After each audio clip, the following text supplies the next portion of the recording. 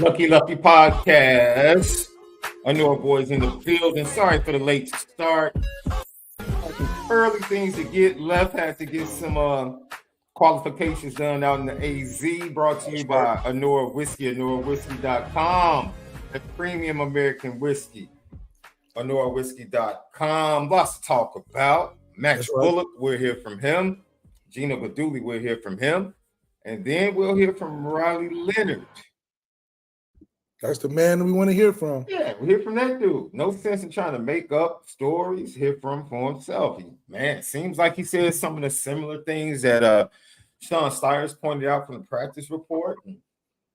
He talked about being frustrated, Left. You said he was going to be frustrated going through the same injury that he's going through right now. Absolutely. Man. Especially because he knows that those young bulls in the stable are really growing. Oh, absolutely. Absolutely. Lucky Lefty Podcast. Let me tell you what I was doing as I waited for you to, get back in your appointments. I made it back a little bit earlier than you. And I'm sorry, I apologize to all the Notre Dame fans out there. I put the wrong start time on the show. And I got in, it was like, oh my God, I can't believe I put that time in. So that's my bad. We're brought to you by Nora Whiskey as always. YouTube page. Make sure you subscribe. The thumbs up, smash it for us, man. Helps us greatly. Let everybody know.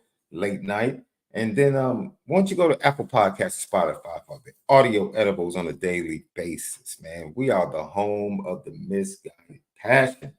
Forever committed to making sure that we continue to spin it different. So I'm sitting on the couch waiting for you, bro. I was watching one of my favorite movies, bro. Tell me if I Love Jones. No. From this one scene, tell me if you can get it. You ain't a cop, Jay Reed. You ain't no cop. Wait, why am I drawing the blank? You ain't no cop, Jay Reed. I see if LL Nation knows. Oh, that's the question of the day right there. All I did was love you, dog. I'm gonna love you, dog. All I did was love you. You ain't no cop, Jay Reed. That's that cat LL Cool J from N2D. Why was he so good at the role, though? Oh, dude. It almost might be made top, me feel like top 5 villain. Man. It has to be him and Wesley Snipes in New Jack City. Yeah. I mean, LL was a cold brother in that movie, though. Man, too believable. Love it. Think about it. Man. Downstairs on the pool table, bruh. Oh, man. The whole scene was like, man, you freestyled that. There ain't no way people thought of that to put in the script. Dude, love it. Love it. Think about it.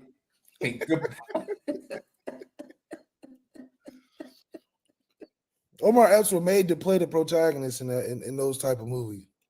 That cat Jay Reed. Man, look. I actually one of my dreams as a kid was to be an FBI agent.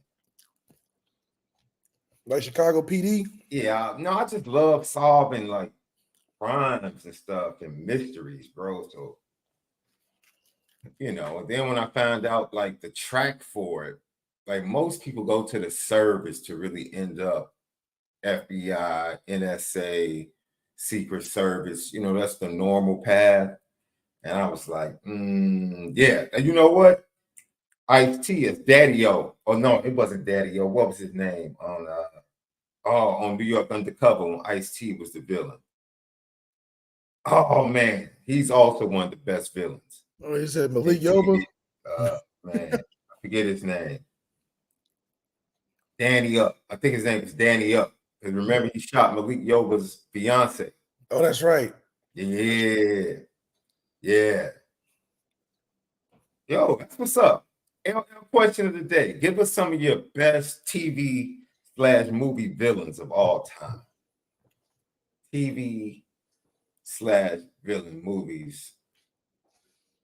Movie villains of all time. You know what else I laughed at? I was watching the X-Men 97 series on Disney Plus, left. That's right. It's so laughable, bro. It's animated. Do you still get the nostalgia from it though? I felt like I was up watching cartoons on a Saturday morning. Wow. Flat out. Yeah, I mean, that's the feeling you're going for, not really the animation at that point. Man, bro. And then I was laughing so hard because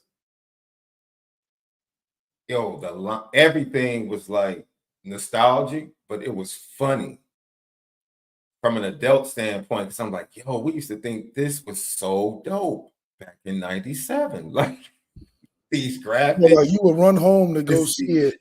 Yo, it was crazy. And I'm just sitting there dying laughing, like, man, there's no way we thought this was like the pinnacle, the absolute pinnacle. That was the pinnacle. That's G.I. Joe, Transformers. Like you could tell me anything after school. That's right. Lion-O from Thundercats. Man. Let's get to it. It's a lot to talk about, bro. Yeah, let's get to Gino. Gino talked about the new O and how the quarterbacks are faring, especially the ones that are getting most of the reps now. This is offensive coordinator Gino GUIDUGLI. Into the mix. I mean, from our receiver core that we had last year, you don't have a lot of guys that are back outside of Greathouse and Faison's not out there for spring. So it's really a whole new cast of wideouts that you're trying to develop timing with. And also that timing's inside of some new concepts that we potentially didn't run last year. So that's going to continue to be a work in progress as we progress through the rest of spring. And then those guys will really own that this summer. And I think you'll see a big jump from us getting through the spring, those guys embracing it in the summer, and us coming back out in the fall and kind of being ready to go and understanding it and being on the same page as far as chemistry-wise and timing-wise with the wideouts. Yeah, you got to spend more time in that pass game when you didn't the year before. So this is going to be good to see for those guys to spend that extra time developing chemistry. Another reason why Riley Leonard would be upset, because you can't replace that time spent doing that. And those are the things that's going to separate you and prepare you when you get into the season, because that's what's going to make the difference and show people why we've developed the pass offense, not just because we got Denbrock back, not just because we got a bunch of transfers and guys getting older. Yeah, it is amazing that at the end of that clip, he was talking about timing. And that's something that's going to come up, something you've been mentioning with the injury to Riley Leonard that he's going to be missing, that he's going to have to make up somehow, some way. But I just love the fact that these young players are going to be a step further ahead. That's the most important thing. Like you're building depth. And I think the one thing, you know what amazes me, Left? What amazes me is that people realistically say stuff like, I want it to be a fair competition so CJ Carr can get a chance to start. What?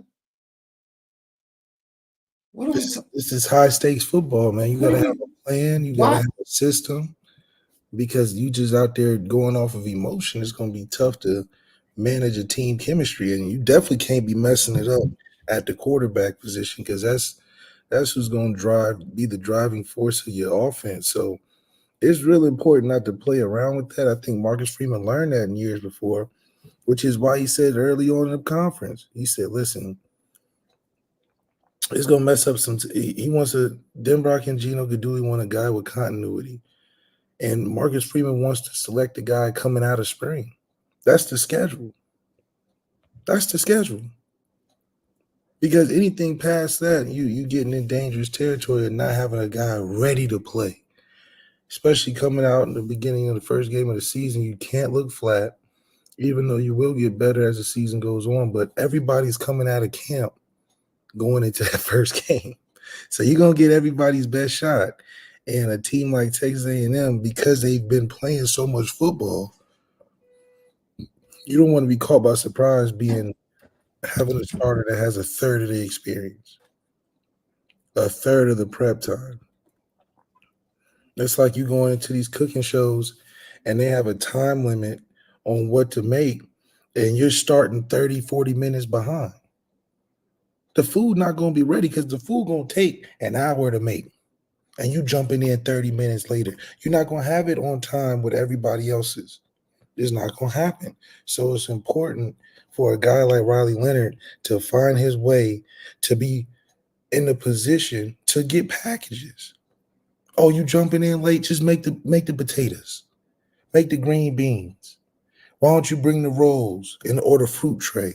But when you talking about grilling, it take an hour to make the chicken, and you jumping in 30 minutes late. It's just not gonna be done. Chicken not gonna be done on time. It's not gonna be done on time. When you doing those cooking competitions, the whole thing about not picking the wrong box or the wrong card is so you don't have late time start. Because if you baking a cake or you making some chicken or something, you can't start at 30 minutes. You got to get that whole hour if you want the thing to be finished. And that's what Riley Leonard is missing. That's what he's missing in the spring. I tell him to bake a cake with half the prep time. You're going to put in there 15 minutes when it's supposed to be in there for 30 minutes? You're just not going to get the result that you want when it's time to get into that game. And that's what Riley is missing from this quarterback competition, where Steve and Kenny they've been baking. They've been prepping. They've been putting the dough in the refrigerator for 30 minutes because they've been there early. It was there early enough. When you scrambling to try to catch up, it'll never be what Marcus Freeman knows, that he's got to be right when the restaurant opens and you getting all them 5-star customers. You can't go in there with half baked, half your stuff ready. He's rushing, might miss some ingredients, but your sous chefs in there been in the whole time studying the recipe, practicing, you know what I'm saying, getting a culinary right. So I think this applies to the timing in which you can't play with the quarterback position. So Riley can have some benefits. He can make the sides. Go ahead, boil them noodles. Because noodles you can make, and it's subjective. Some people like them more al dente than others. Some like them a little more chewier. So you can play with the time when it comes to making the side dishes. When it comes to coming there, we need a spark play. We need a spark play. Go in there, Riley, and run a double reverse or a double pass or something to get him going, get the team going, because he still has value, but just not the main dish. You can rock out the dinner with a nice yam, brown sugar casserole. Like them sides from Ruth Chris be sometimes all you need. But it's just not the steak. They don't call it steak 44 for the macaroni and cheese, even though the macaroni and cheese is good. It's called steak 44 for a reason. It's the steak. Kenny Minchie and Steve got the steak right now.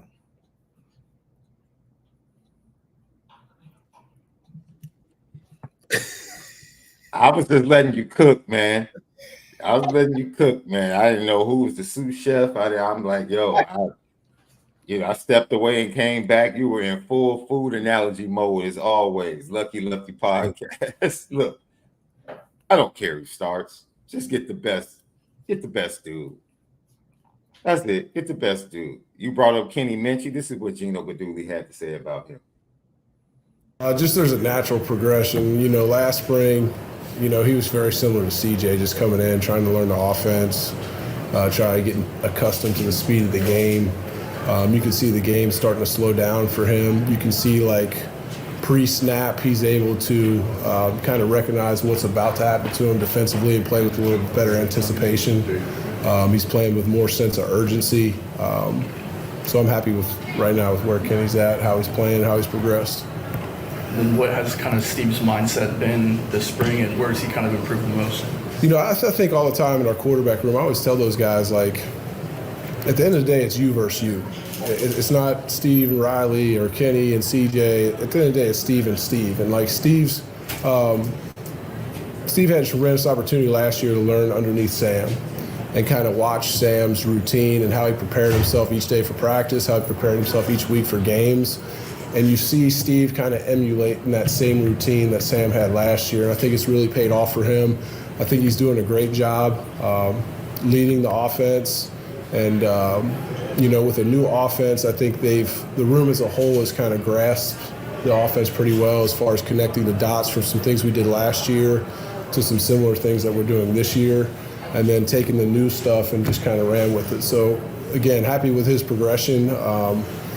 Steve last year this time, you'd be like, I don't know, but like from last year spring through the season, obviously to the bowl game, which he started, to now, like the progression's been tremendous, and he and I both are hoping that progression continues through the summer and through the fall this year.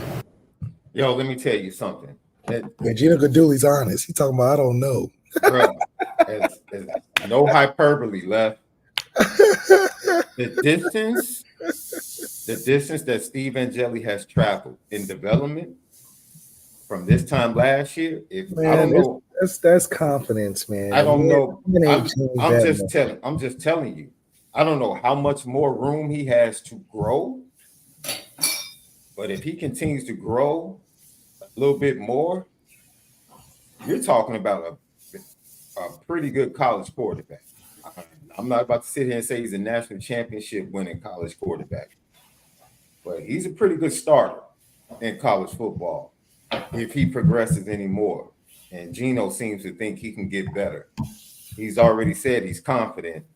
And then he talked about, dude, Kenny.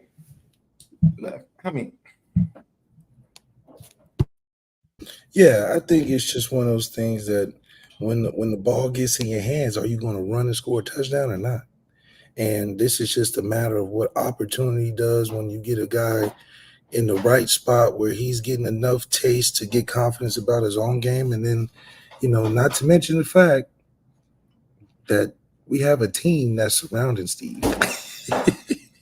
So what? Well, if Steve was starting for Oregon State versus Notre Dame and Steve won the game and had a great, that's a different story. Steve was on the team that was the greater team. So to see a confidence in a kid that didn't have probably much in the beginning to go out there and do his job. We talking about do his job. This is like the whole why I don't like tipping at restaurants. If you're doing your job, where's the tip come in at? See, the tip for Steve, it would be $100 if he was the Oregon State guy winning the game, because you're doing beyond and above expectations. But if you just doing what's expected, get my water out, get my food on time, come by and check to see if I'm okay, if I need something else. That's not a tip. You're just doing your job. But the guy that been busting plates all day, right? And you ask him, okay, now we want you to come and he gonna do the job well. He went from busting plates to serving tables. That's a nice step up. That's that Sam Hartman. Yeah, he was busting Sam's plates last year. Whatever Sam threw in the kitchen, Steve was in there cleaning them up. Not Kenny. Kenny was trying to be a hostess, trying to get to the front. But now Steve waiting tables and he's doing his job. We ain't asking him to do much more than that. Now, if he come by, tell a couple jokes, AKA call a couple checks at the line when something don't look right, that's a little tip worthy. Sam wasn't doing that. Sam was just doing his job. So I really believe that it's a good opportunity for Steve. And as long as he's in a right position, it's the same thing for any of these quarterbacks. You're going to be all right. This year, you're going to be all right.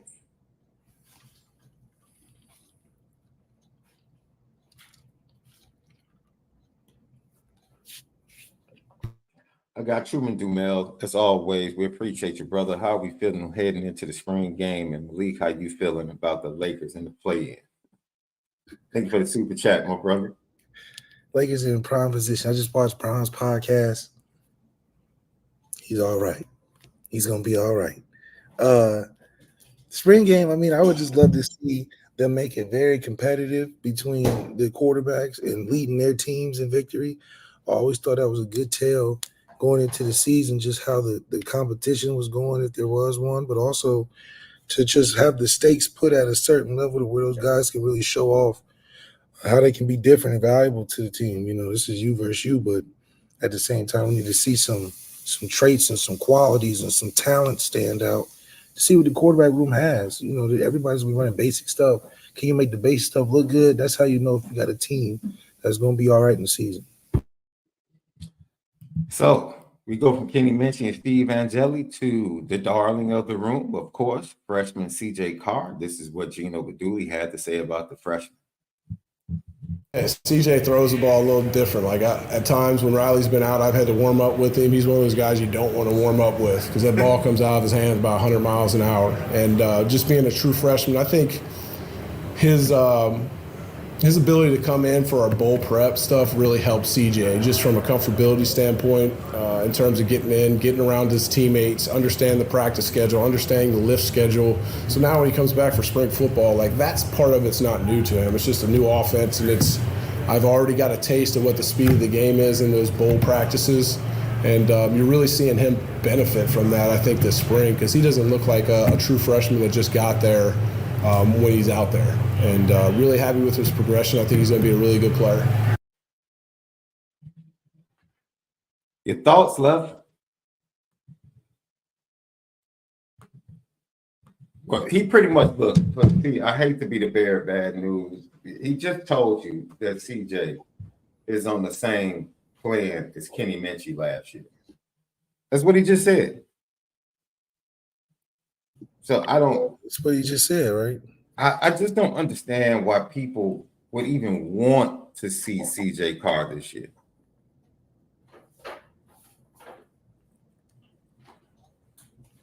Someone in conversation earlier tried to point out Trevor Lawrence, and I'm like, yo, if you think CJ Carr is Trevor Lawrence coming into college, I don't know what to tell you. I just don't. Like, let that man sit, let that man learn, and let him come snatch the job next year. Just let him develop, let him learn, man. That's the best path for him. It's the best path for Notre Dame, honestly. Especially if you feel like 12 is the best quarterback in the room, going to get him in the transfer portal. That's even more reason to keep the young man. That's right. Another super chat. Can Howard Cross be next year's draft's Joe Alt? First round? No. No. The first round is about the freaks now. No. Dude, you see the report that came out today? Let me tell you something, bro. Report came out, I think it was in the Washington Post.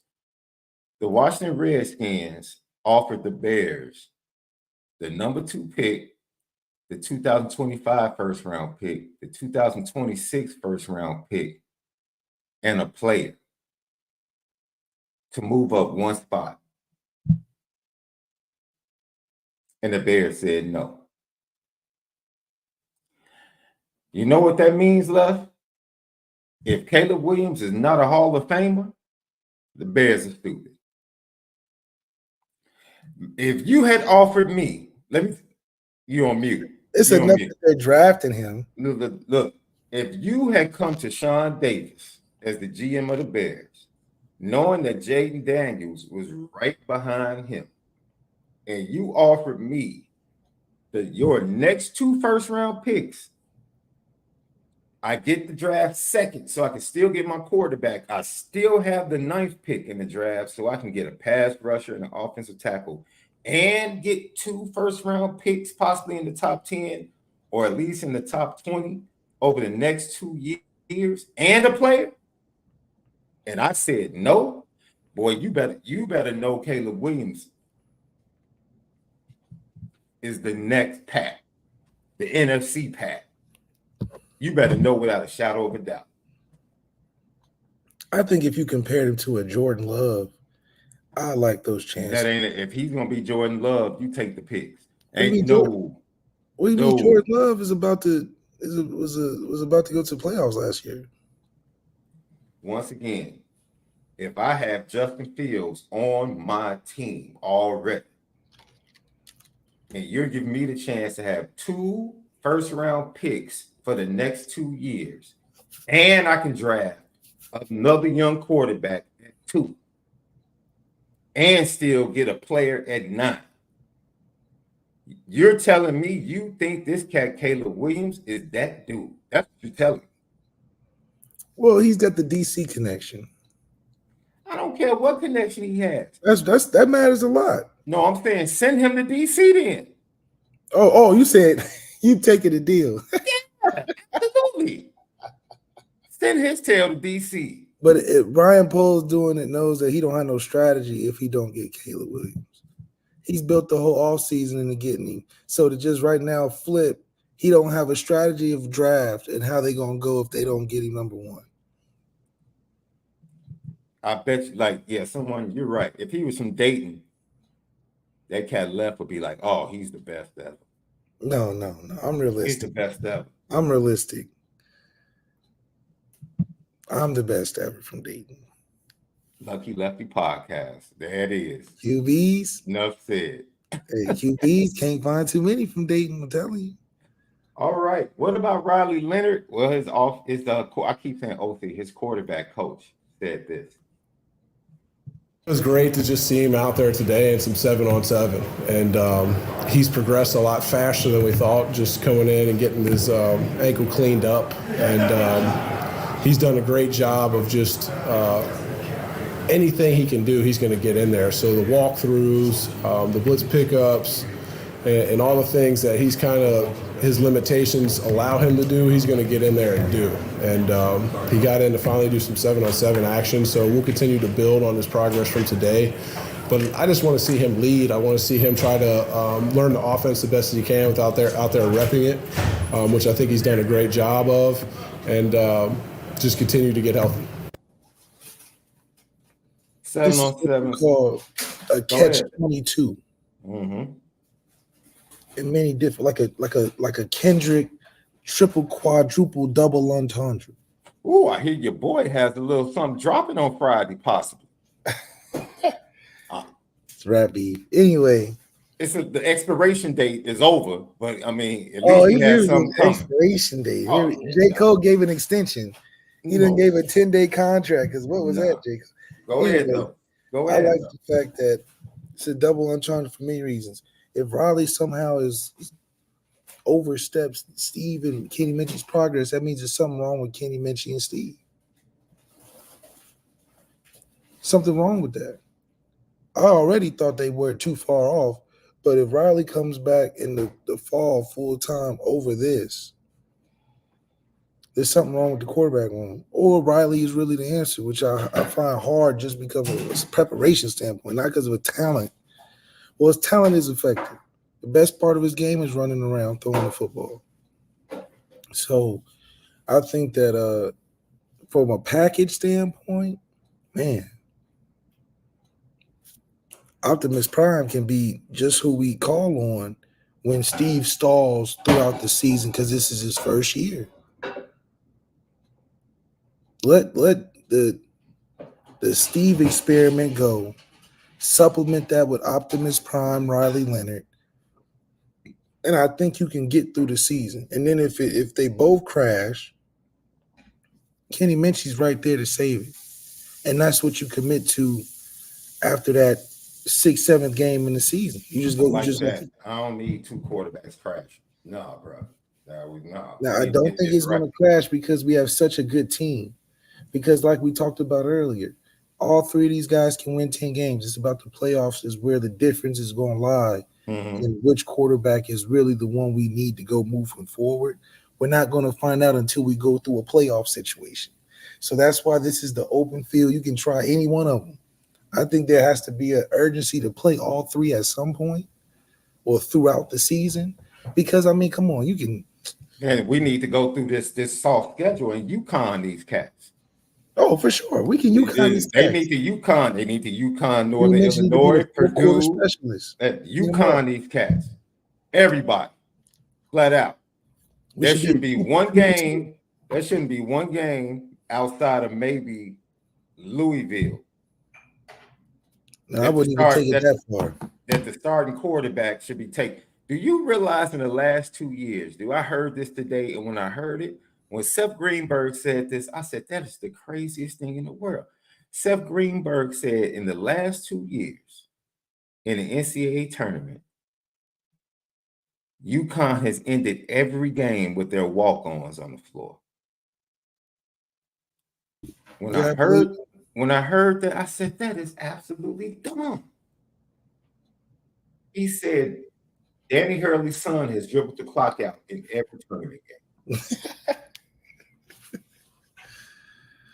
He'll get his son in there. That's bananas, bro. And with this schedule, that's when he do. Kenny should be taking a knee every game. Northern Illinois, he should be taking a knee. If not being the fourth quarter guy, come in there, throw a touchdown drive before you take the ones out. I mean, I really believe that's if we're talking about speeding up that clock to have dynasty quarterbacks coming through there, you got to clean out the rest of this. Get the transfer out of there. Get Steve, okay. You got to see what you got with Kenny. You know what you got with CJ. And you definitely know what you got with Deuce coming in. So we got to get to that timeline. That timeline in the Marvel action, comedy or whatever, action-packed movies. You got to be able to get to the main characters, get rid of the fluff. Yep. Let's hear from the man himself. Leonard. This is what he had to say about his injury, Luck. This is the best my ankle has felt in about 6 months now. So we're finally kind of over that hump, kind of been put through the ringer for a while now, but we're starting to figure it out, starting to feel real good. I think next week we'll be jogging, and hopefully it's just uphill from there. Mentally, being able to take mental notes at practice has been really cool for me. I've been in a similar offense in the past to this, and through film study and things like that, I think I'll be able to fit right into this offense. As long as I can just continue to build this chemistry like off the field with the guys, and whenever we get back in the summer, hopefully I can utilize that time to get to throw to the receivers a little more and get more reps with those guys. I don't want no hoping. We ain't paying no $2 million for no hope. No, you talk about hoping to get the kid. No. You better find time to get the chemistry. But even still, don't be taxing the receivers to try to catch up on that spring. You still got to fit in that natural. Because Steve going to want to throw too. Hey, listen, you got to get in line, buddy. But I do think it's hard because the whole, I'm taking mental notes. Yeah, you're right. Yeah, right. Just say it on the podcast first. Yeah, right. The only reps you really need is physical. That's because you've been a transfer. You haven't been here. Yeah, it sounds similar, but you ain't got to run it in the essence of what it really is. So I do think it's going to be important for him to just don't overthink this. Find your fit within the offense without feeling like you have to jump a gap, because where you are health-wise is where you are. And the coaching staff is going to go by how they go by anyway. So the however they work you in, that's where you got to shine. Don't sit there and talk about, this is familiar, I can catch up. No, that race, that shouldn't be your mindset. If you're going to do it right, your focus is your recovery. You talk about you about to jog. Now think about this, 6 months and you about to jog. That doesn't spell good for when he's cleared. If you go from 6 months to not feeling good and now you're about to jog, even when you come back, you're going to jump in full violent, high-stakes D1 football. That's a mental thing that's going to take an extra 4 or 5 weeks to be like, okay, I'm good. Because when you vulnerable and you in a high, everybody's flying around you, you're thinking about it. It happens. It's natural. Because you strong, but you ain't back to where everybody else is. So I think that's ankle, particularly just because it's your ankle. It's you're not gonna feel good when it rains sometimes. ankle, but man, why my ankle hurt because it's raining? You know, that whole thing. So I think that he's going to have to adjust his game to it, which is going to take adjustment in practice, actual reps, things you can get away with. You're going to be like, oh, I can't. You know what I mean? I ain't got the crossover like I had the crossover. Not that it's worse, but it's like I used to. Now I gotta. Now I gotta be smarter how I'm running. You know, so adjusting his game in the midst of trying to learn offense is. I think that's why he should just take his time. You got $2 million to sit on. Get into streaming. You know, get into that TV show. Gain some fans. You know what I'm saying? Gain some support, because that's all how you can help the team right now. But I think this is the battle of the healthy to win. And I mean, hell, our healthy guys are going to get better, and that's what we want. Our guy's been healthy this whole time, and then somehow Riley's that much better that he jumps him in half a prep time. I think that's where I'm at with it from an objective standpoint. Objectively, if we don't have those guys ready to play, the healthy ones, and the guy that was hurt is that much better than the healthy ones this whole time. That's my issue with it.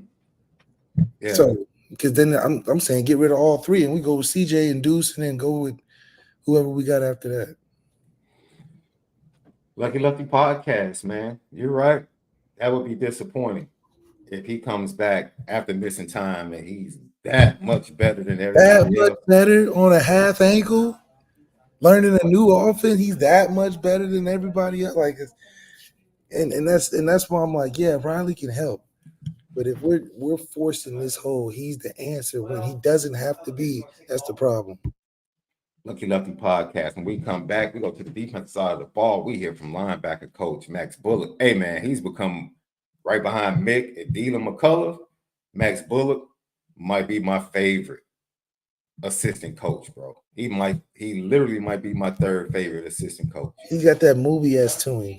We'll find out why. Next up, Lucky Lefty podcast. What's up, family? The merch shop is finally here. Lucky Lefty Network merch shop. We got it all. From the shirts to the hoodies to the hats to the nitty gritties. Come here right now. Shop with us. Come get the swag, because you know, if anything else, we spin it different. You see the gritty. You see how we get down. It's elite.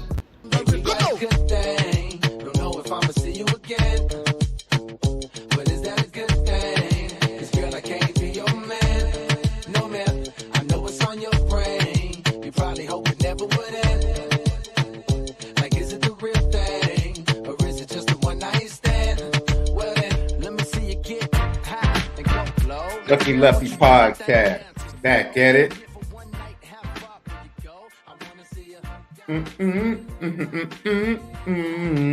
ONORA whiskey, ONORAwhiskey.com. That premium American whiskey, ONORAwhiskey.com. Left, defensive side of the ball, one of the most inexperienced positions besides the offensive line will be the new linebackers.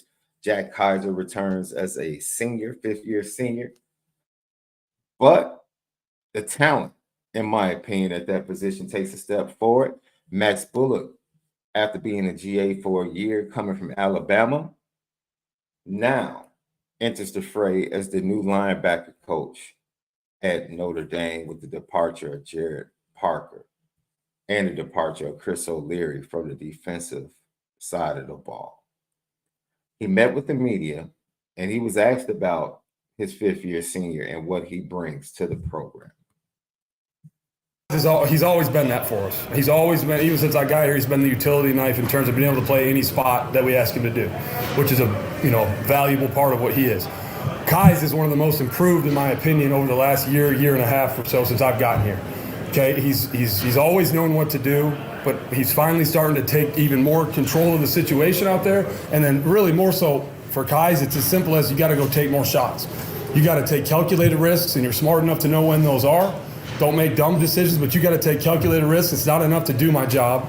We got to get the ball carrier down, and we got to make big plays.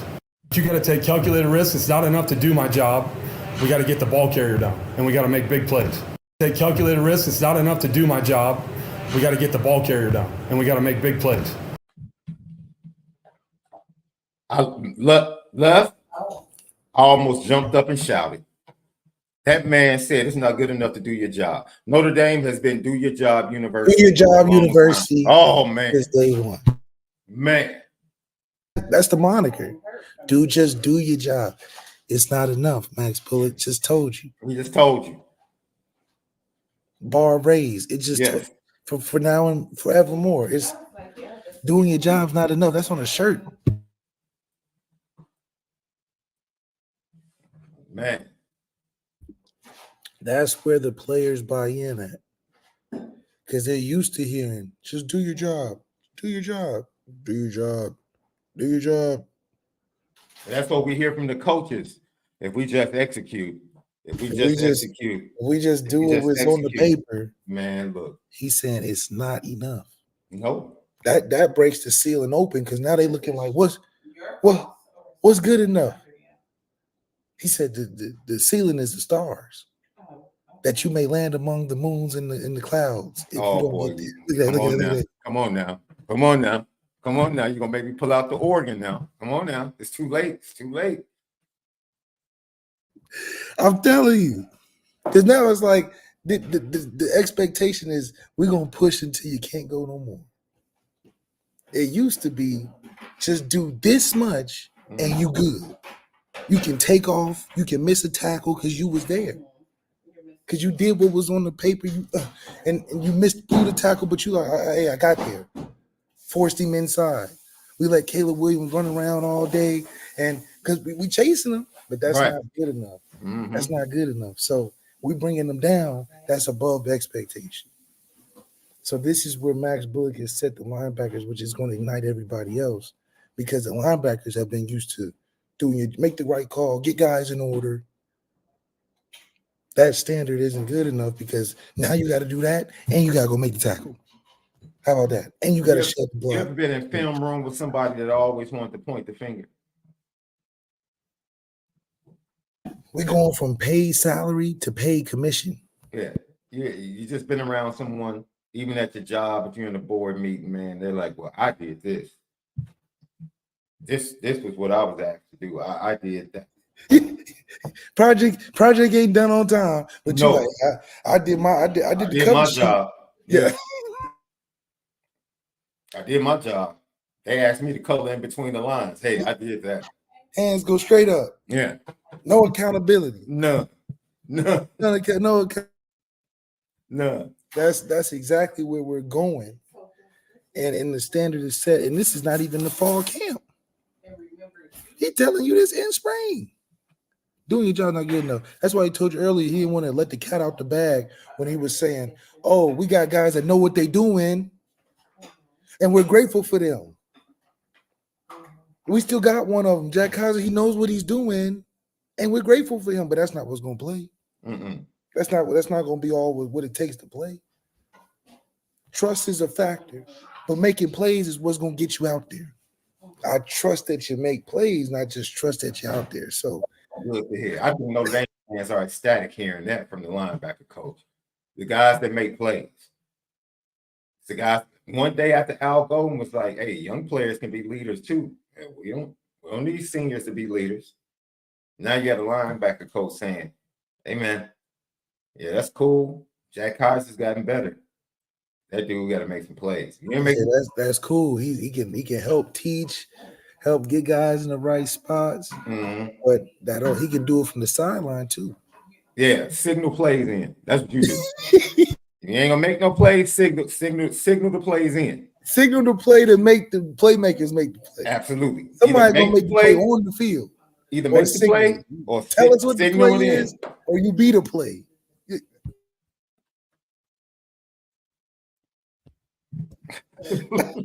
Lucky Lefty Park. Because you knowing ain't gonna get you out there. Mm-hmm. You knowing is only half. That's what Marcus Freeman has stepped it up in the expectations. Knowing is only half of it.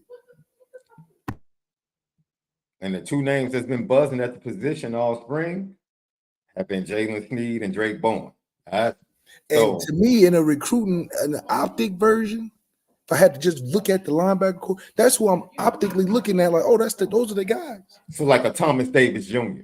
He comes in with his NFL dad. He's not watching Jack Cox. No, he's watching he watching what's popping, screen poppers, who are the screen poppers? Because those are the playmakers which are going to be out there, not the guys that can orchestrate and tell people to be a director like those people with vest on at Notre Dame. No. You got to be able to direct traffic, but also go make some accidents happen too. Man, I love this dude, man. It only gets better because he's fair. He ain't just go at the vet. Oh, he has some things to say about the youngsters too. I love this cat, man. Max Bullough. Man, what's up with your young LBs? Let us know. A strong finish to the spring for Osbury and Kingston and Preston and some of the younger guys. We just got to continue doing what we're doing. I mean, I just told them out there, like, we weren't happy with practice, 2 practices ago or last practice. So that then between that one and today, it's how do you handle adversity? Okay, and then after this one, we feel a little bit better about it. Never as good as you think when you go watch the tape. Now it's how do we handle success? And those are 2 different ends of the spectrum. I know I'm talking about an hour and a half. I'm not saying we made it, but we had that small bit of success. Now how do we handle that going forward? We got to stay on the gas for those young guys. We got to eliminate any mental errors. Our offense has given us a lot of different things. That's part of having a new offensive coordinator, is you're dealing with different issues, and we got to be able to handle that and solve it on the grass. And there's still situations out there where we're not lined up. Boy, I told you I love this dude. Man, hold on. I'll be right. Boy, let me. What he said, look, I love you, but we still missing some assignments, and we're not gonna sell ourselves short. Basically, ST said he said, I love these guys. They flying around, but we're not selling ourselves short. We still got ways to go, but I love them. I'm gonna be there with them. But there's things that we just not gonna have moving forward, and that is crystallizing, solidifying the point that we're not accepting the average. Bro, you know what the main word has been for the linebacker position over the last 2 years. They solid. Solid. That's a very good description of our linebacker. They're solid. They're solid. They solid. They not bad. They're gonna do their job. They're just not gonna do above their job. Not on the impact level. Our secondary figured it out on the impact level how to up the game. The game on the line, make a play happen in the secondary, get a pick. Not in the first quarter, in the quarter where it matters, where we got to change tide. Secondary figured it out. Linebackers got to make the same plays. Mm-hmm. You gotta love it, bro. Gotta love it. Let me tell you something, man. He's not about this coach speak, brother. Again, Max Bullough is not about this coach speak. He's gonna let the veterans know, hey, don't get settled in. Don't think you got the formula. Oh, I'm just gonna do my job and that's gonna keep me on the field. No. It's like the youngsters. You ain't made it. You ain't did nothing. You had one good practice. What's that? You haven't done a thing. You still lining up wrong. When they go in motion, you still don't know who to pick up. You still don't know what your assignment is. You better strap it up. You better step it up. You'll be standing next to me. I love it, bro. I love it. That type of coach, you challenge me. Talk to me. I'm gonna show you. Yeah. Let me know. Because I'm not gonna stand next to you. I love it. I'll be honest with you. He became the linebacker coach at the perfect time with his attitude. With the old guard leaving and the new guys coming in. Yeah, I don't think the old guard would receive it the same way. Yeah, that's if he had come in 2 years ago with that old guard. Wouldn't have worked. I'm not gonna say it wouldn't have worked.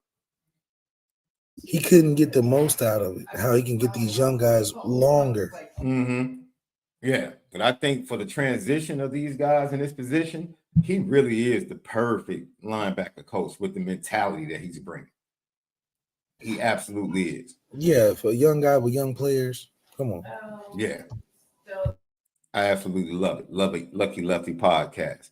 Now, here is he. Yeah, I think we're gonna pull this one up. He's talking about your boy. What's up with Drake Bowen? Buzzing this spring. What's up with him, Coach? I think the whole room, is still continuing to improve in that matter. I think it's something that you build over time. It's not something that you can come in on Tuesday and just do it and it's over. It's because it's a trust thing. It's a trust thing. It's a comfort thing.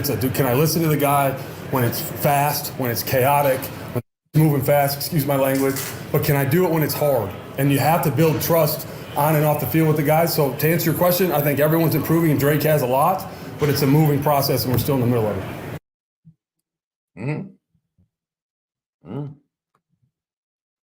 He's like, hey, everybody doing good, but we need to see when stuff starts flying, the bullet starts flying, who's gonna make the play in the point that matters. What did you say the other day?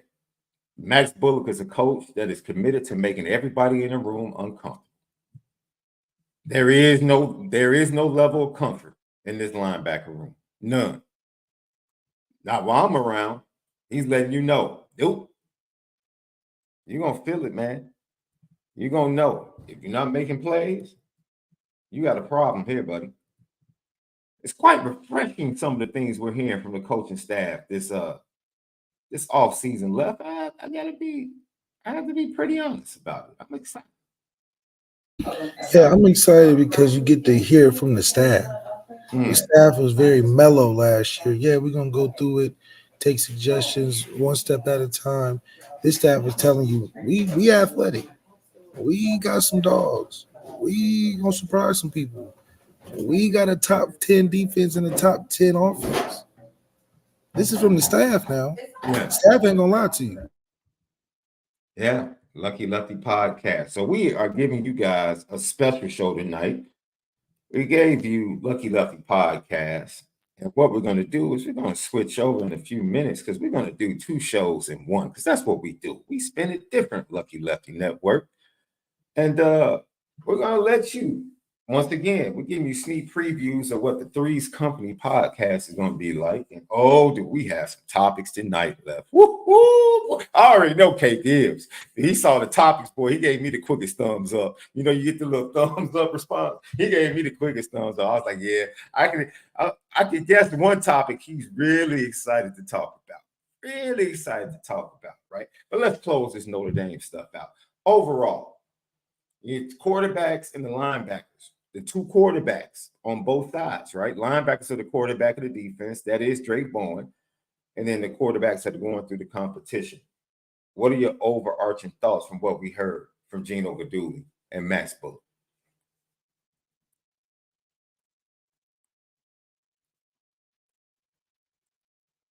You froze? Did you hear me? Oh! Say it again. I always play the video. Said, yeah, from what you heard from Gino GUIDUGLI and Max Bullough. Go ahead and give me your food analogy, overarching thought. Overarching thought, I think they're raising the price of their menu. They're going from $25.99 a market price. Oh, so they taking us from Red Lobster to what? Red Lobster to that prime ocean or the Ocean Prime. Okay. Ocean Prime don't have prices on the menu. They say market price. It's volatile. It may change. So you're not gonna be disrespectful like Glorilla when she said she had to bring her spices to Mastro's, right? Yeah, she's tripping. She don't know what she's talking about. But listen, it's one of those things where you get a good quality of product, a good quality beef. You can't value it for what it is. Generally, that thing has distinct day-to-day volatility.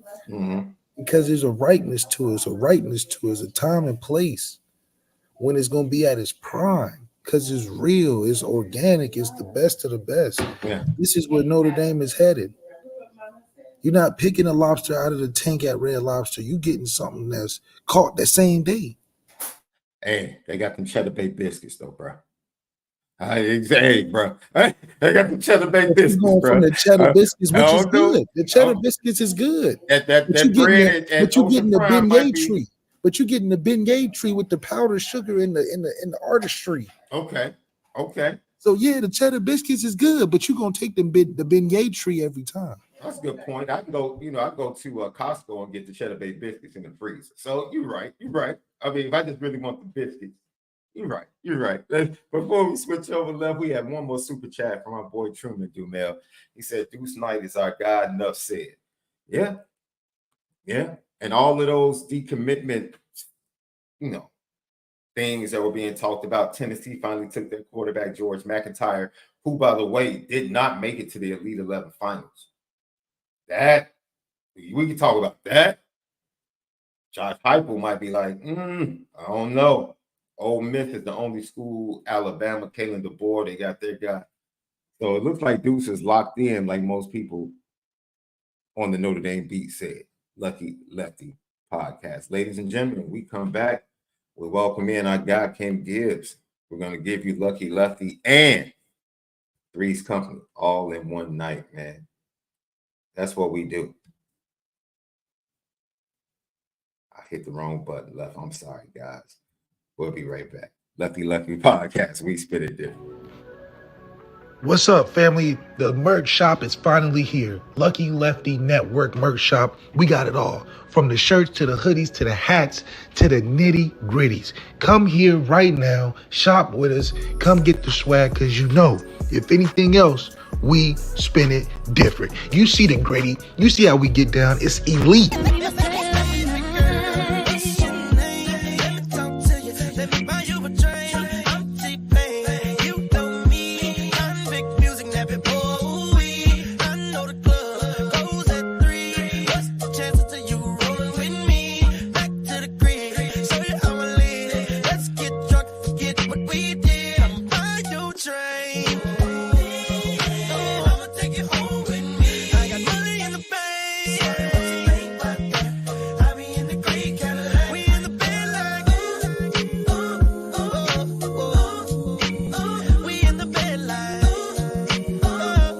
Yep. Welcome back to Lucky Lefty Network. Three's Company, the podcast. We got our boy KG Ken Gibbs in the building, brought to you, patreon.com/Lucky Lefty Network. Myself, Sean Davis, and Malik Zaire. And we have some good topics. Yeah, get relaxed, Left. We get relaxed for this one, man. We got 4 good topics tonight for the fans. Feel free to chime in. We'll get to your comments. We'll get to your super chats. Topic number 1. By the way, man, are you guys excited for this tour with Busta and Missy? I'm going to be honest with you, man. I'm going to be honest. I'm a huge Missy Elliot guy.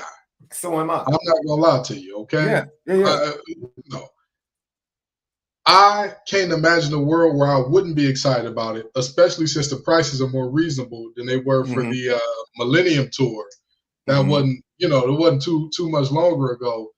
And I'm like, listen, I'm not paying $300 to see Bow Wow, with all due respect. But I'll pay $100 to see Missy. I'll do it. You know what I mean? I might wear my little black garbage bag too. Put a little fake fan inside to keep that thing big and blow it. I'm super duper fly. I might hit me one. I might do it. That's right. That's right. What's the Go Crazy Missy song in the catalog?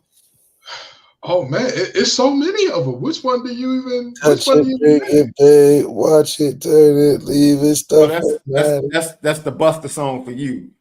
I'm thinking Lose Control. Okay. I'm thinking Lose Control. That joint went crazy. Yeah. That joint went crazy. You know what I mean? That had 9-year-old me thinking I could crump. I got 2 left feet. I can't dance to save my life. But when that one came on, Missy Elliot was on something. Sierra was on something. I Lose Control and remix of 1 Minute Man. Because if she brings Jay out for that at some point on tour, that would probably be amazing. That would probably be amazing. Busta. Nobody puts her on Mount Rushmore like I feel like she deserves. Oh, yeah, facts. I agree. Facts. That's why when she performed at the Super Bowl, it was almost like she was really reintroduced to a generation. Yeah. But never knew who she was because she had been away so long. And it's the crazy part is the amount of hits that she was a part of at the height of her power. If you had Missy on that track, and you knew when you were watching the Missy Elliot music video too, at the time she came on, come on, man. You can't deny the impact of what she was at that time. You really and truly can't. That's right. Always been consistent. Somebody that, you know, similar to Kanye, has hits in every decade, especially in that point, and just a relevant icon. Hasn't been in too much gimmick drama. She's been a pure artist this whole time, which I think stands out. And a legacy factor is that you don't have to point to controversy as to remember her music. Yeah, and there's really no controversy she's been wrapped up in. I mean, you think about Missy Elliott. When have you ever heard her name in some mess? When have you ever heard of Missy Elliott and thought, oh man, there was that one time she was doing, or there was that other time that she was doing? Missy Elliott is one of the few artists of all time that we see have a career that's not just a one-hit wonder, not just a flash in the pan, spans decades. And what's the most scandalous thing you could think about with her? All right, I got nothing. Still nothing. Yeah. Let's get it. Three's Company first topic tonight, man. We have to give our boy an opportunity to discuss. He previewed the Final Four with us. Man, your Wolfpack came up just a little bit short. We knew it was going to be a tall task going up against the Lady Gamecocks. ZAIRE came to play early. Yeah. My girl Rivers, I was kind of shocked that she struggled the way she struggled. You could tell ZAIRE was there to win. Yeah. She was there to win. By the way, has she declared or is she coming back? I hope she comes back. She's coming back. Yeah, okay. Everybody on that Wolfpack team is coming back except River Baldwin and Mimi Collins, because they're both out of eligibility, but everybody else is coming back. Nice. But just give me your thoughts on how things went for the lady and men's Wolfpack. I mean, honestly and truly, the women's side, they showed that they could be in that moment. They showed that they could be in that space. And the men's side, they weren't even supposed to be there anyway. I told everybody when the women's bracket was announced, this is NC State will be, they got a very good draw for the first time in forever. And it was a great chance that they'd make the Final Four. They just so happened to be up against an undefeated buzzsaw, who, while the media may not want to cover them, they were 37-0 coming into that game, or 36-0 coming into that game, rather. They didn't win 36 straight by accident. That ain't a situation where it was a mistake that they won all those games. And ultimately what you saw was a deep backcourt versus a backcourt with three players. That's what you saw there. When Rivers struggled, where else could you go? When Isaiah James wasn't hitting everything that she normally hits, where else could you go? Zoe Brooks is a phenomenal freshman, but you need more than two really good ones and a phenomenal freshman to get you over the hump, which South Carolina showed, because when they came out in that second half with new bodies coming at it in droves. And that's just what that was. On the men's side, we saw the NC State team from February reappear. The can't get right-itis team. That's what we used to say about them on Locked On Wolfpack, because they were going to play good on defense or good on offense. You were never going to get both. That team held Purdue to their season low in scoring. The only problem is we couldn't throw a rock in the ocean with our toes wet on the beach. That's how bad it was. So, when you have a game like that, I mean, hey, it was a great run, 9 straight wins, 5 wins in 5 days. DJ Burns becoming America's sweetheart and all that. That was beautiful. DJ Horn, a Raleigh native who always wanted to play for State, getting to circle back and take NC State to his first Final Four in nearly, or actually 5 decades. Yeah, 83 to 23 to 24. That's 40. I'm sorry. So 4 decades. It's big time stuff, man. It's big time stuff. It is disappointing to see that it ended that way. Obviously, everybody wants to end it with a ring. And I'm one of those people that I don't like the fact that colleges hang Elite 8, Sweet 16, and Final Four banners. I don't like it. You don't like that Kirk Cousins celebration? I don't like it. I don't like it. I'm a big believer. If you don't get that ring, that should be your celebration. Putting that ring on your finger saying, we were the national champs. I don't think a banner should go up there if you didn't win a championship, but I get it. I get it. The tournament works in that way now. So, you know, they're both going to hang some banners. They've got nothing to be ashamed of. And I'll tell you this much. I am guaranteeing you this. Sure as the sun rises on the east and sets on the west, that women's team will be back. That women's team, y'all will see them again make a very deep run in the tournament. The men, I hope they'll be back. I believe they'll be back. But that women's team, I know. It's coming. It's right around the corner. Boy, the ACC on the women's side next year is going to be bananas. Woo, you talk about a blood. When Kenny Brooks said the SEC is the best conference in the nation, I said, brother, you could just take the bag and go. You ain't got to lie to kick it. You know? Yeah. Like if y'all told me, Ken, we're going to give you $100,000 a year to be the third on Three's company, you got to stop rocking with Locked On from now on, though. Listen, I ain't finna lie and be like, hey, they talk the best sports over here. Nobody talks sports like we do. Let me tell you something, okay? SHAUN and Left, they came with the money on. That's why I'm there. They came with the heavy check. You know, the brotherhood is strong. I love it over here. But let me tell you something. They came with that check. My wallet feel heavy. You understand? I got to put a chain on that thing to make sure I don't hurt my hip when I pull it out, okay? So, you know, it's you're not going to find a conference better than the ACC women's because you got the future stars in the game all over the place. You got amazing coaches all over the place. And from top to bottom, you want to talk about how everybody said, well, the ACC on the men's side is terrible. They're just top heavy. You want to talk about top heavy? That's the SEC on the women's side. You've got 2 to 3 good teams. After them, once you get South Carolina, LSU, and I'll even throw in Tennessee. I'll give you Tennessee.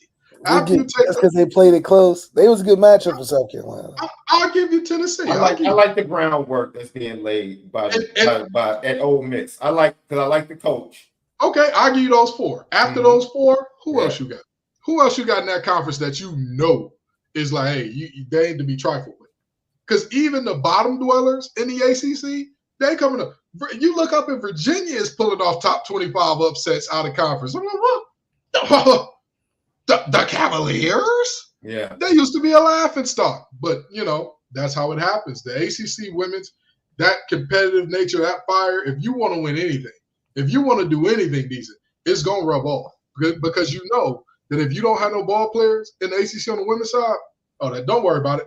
Hey, enjoy those 8 wins a year. Yo, that's one of the things you pointed out. I told Left, I said, dude, this was before Illinois played Connecticut.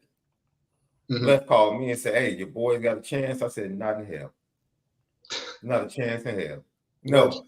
Hey, he knew. No, not a chance in hell. He knew. I said, Purdue ain't going to have a chance in hell because they ain't got no guards. They ain't got no guards. Yeah. No guards. You got 6'5" guards. That's the start of your problems. It goes on from there.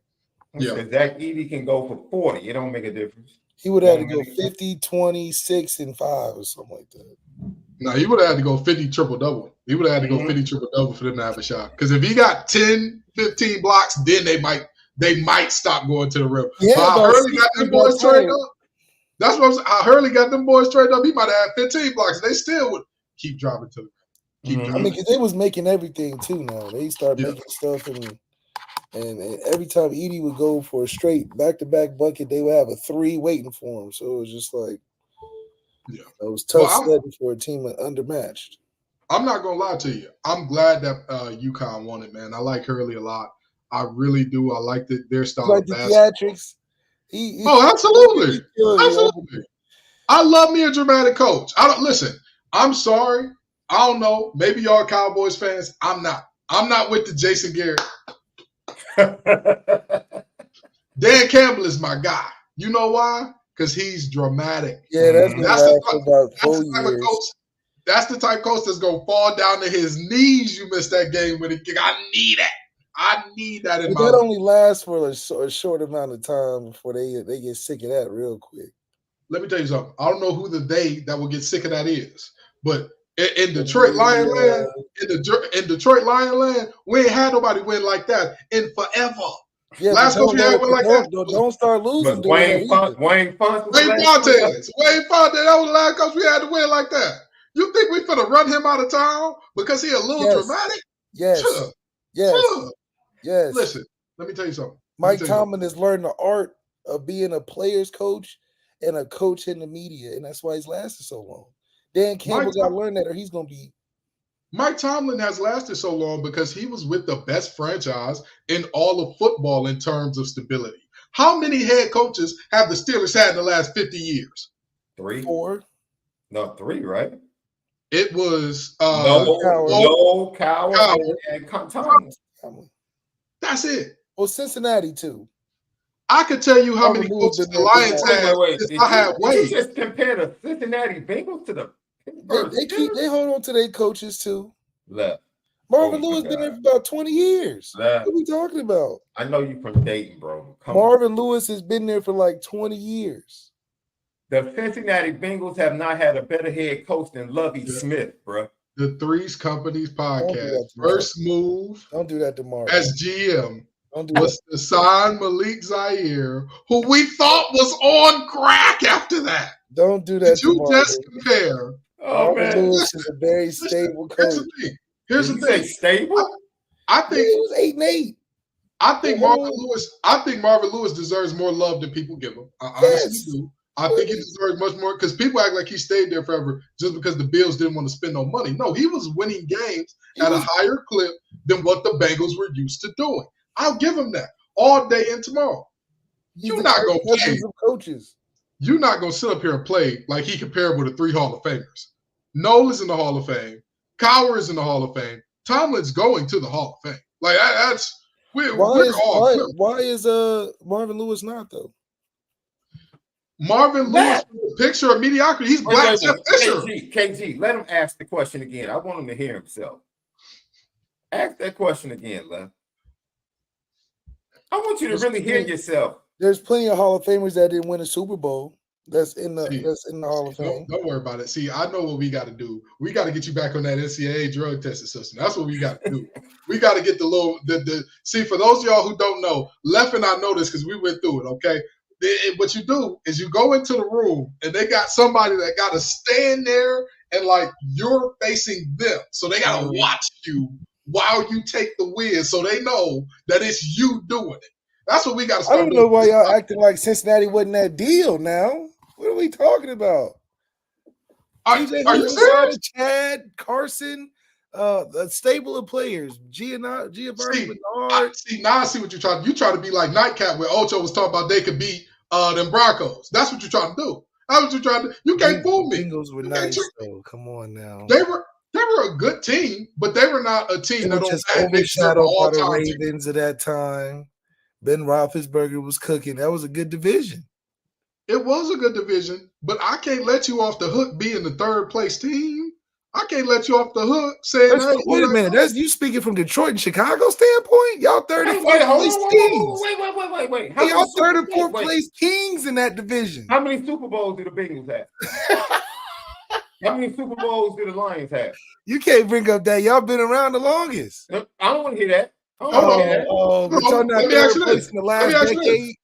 Chicago's been 3rd place in the last decade. Who has more wins? Detroit's been 4th in the last more wins?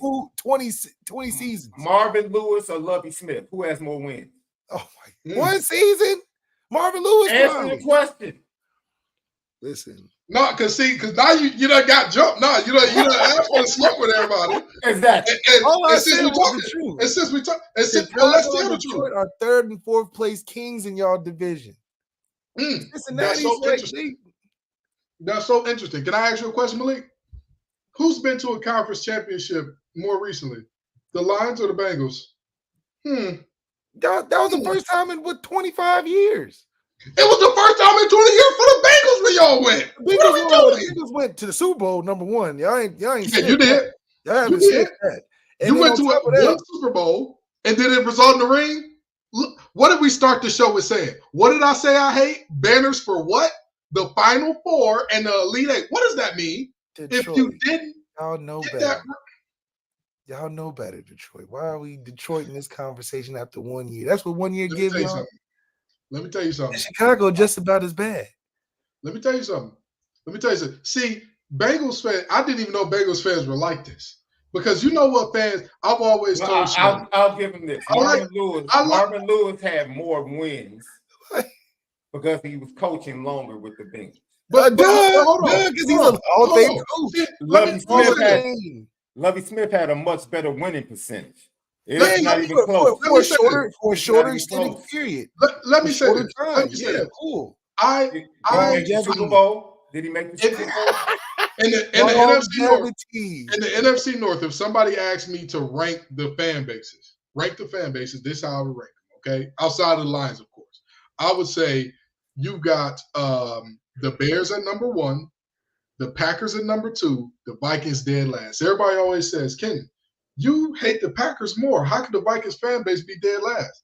Because they do the same thing you doing right now with the Bengals. They got the same amount of rings as the Lions, and they stood up here and talk. What do you mean? We're talking about better ran franchises. The Vikings are a better ran franchise than both of you guys combined.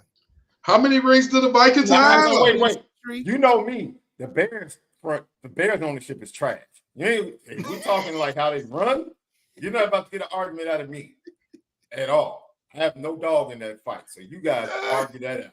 I have no doubt. The Bears run it like a mom-and-pop store. And listen, I have never denied that the Lions, up until Sheila took over, I'll absolutely tell you that they were terrible. I could have told you, I would have argued with you that no team was less snake bitten, just more so look at the consequences of my own decisions than the Lions in the last 50. Not a single team, including the Mets, with Bobby Bonilla's contract and some of those big contracts that they gave the guys who were just barely an all-star the year before. I would never argue with you that the Lions were a well-run franchise. I would never argue that. But what I will say is you got the same amount of rings as us. Cardinals fans can't talk crazy to me. Bengals fans can't talk crazy to me. Browns fans can't talk crazy to me. If you don't got no rings, like I don't got no rings, we in the same ringless boat. All of our phones are set to vibrate. You know why? I don't know you can do that. Y'all haven't sat at the playoff table long enough to even deny other people's conversation. And the Bengals have? The Bengals just started winning playoff games a couple years ago. The Lions are the furthest. Y'all the last seat at the table. Like, we just happened to give y'all a seat. Y'all don't even have a stool to sit at the table. I got the chair. What did Andre 3000 say? Did he say, you're only funky as your cut from 2019? No, that ain't what he said. He said, you're only funky as your last cut. Now, what was the Bengals' last cut? What was the last cut? That song stunk. You turn it on in the club. The DJ say, you scaring the shorties. I got to turn this off. Why you ask me to play kick push when the shorty's trying to throw some tail? What's going on? We can't do that. We can't do this. Yeah, I love me some Kid Cudi. Don't you ask me to play Man on the Moon when the shorty's trying to get loose. They got on them little Fashion Nova jumpsuits. You can see everything. And you talk about some, hey, bro, put on that MF Doom. What?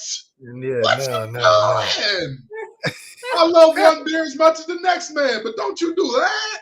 Don't you? The last cut from the Bengals was trash. And we still sitting up here talking about, Jamar's going to be back, and you know, we're going to get Joe back, and we don't even need Joe Mixon. It's 2024. Who runs the ball anymore? Listen, I'm here to tell you. And that's unfortunate because I love BJ Hill. That's a old teammate of mine. I love him to death. Jermaine Pratt, that's my brother. That's the mayor of High Point right there. Love that brother. Linebacker. I don't believe in him. I don't believe you. You need more people. I'm sorry. Listen, need more people for who? Detroit in Chicago? Why you always throwing Chicago in the mix, bro? Y'all need more people. Left. With all due respect, but didn't we just talk about Caitlin Clark not being able to pull up a seat to the table? We just talked about that.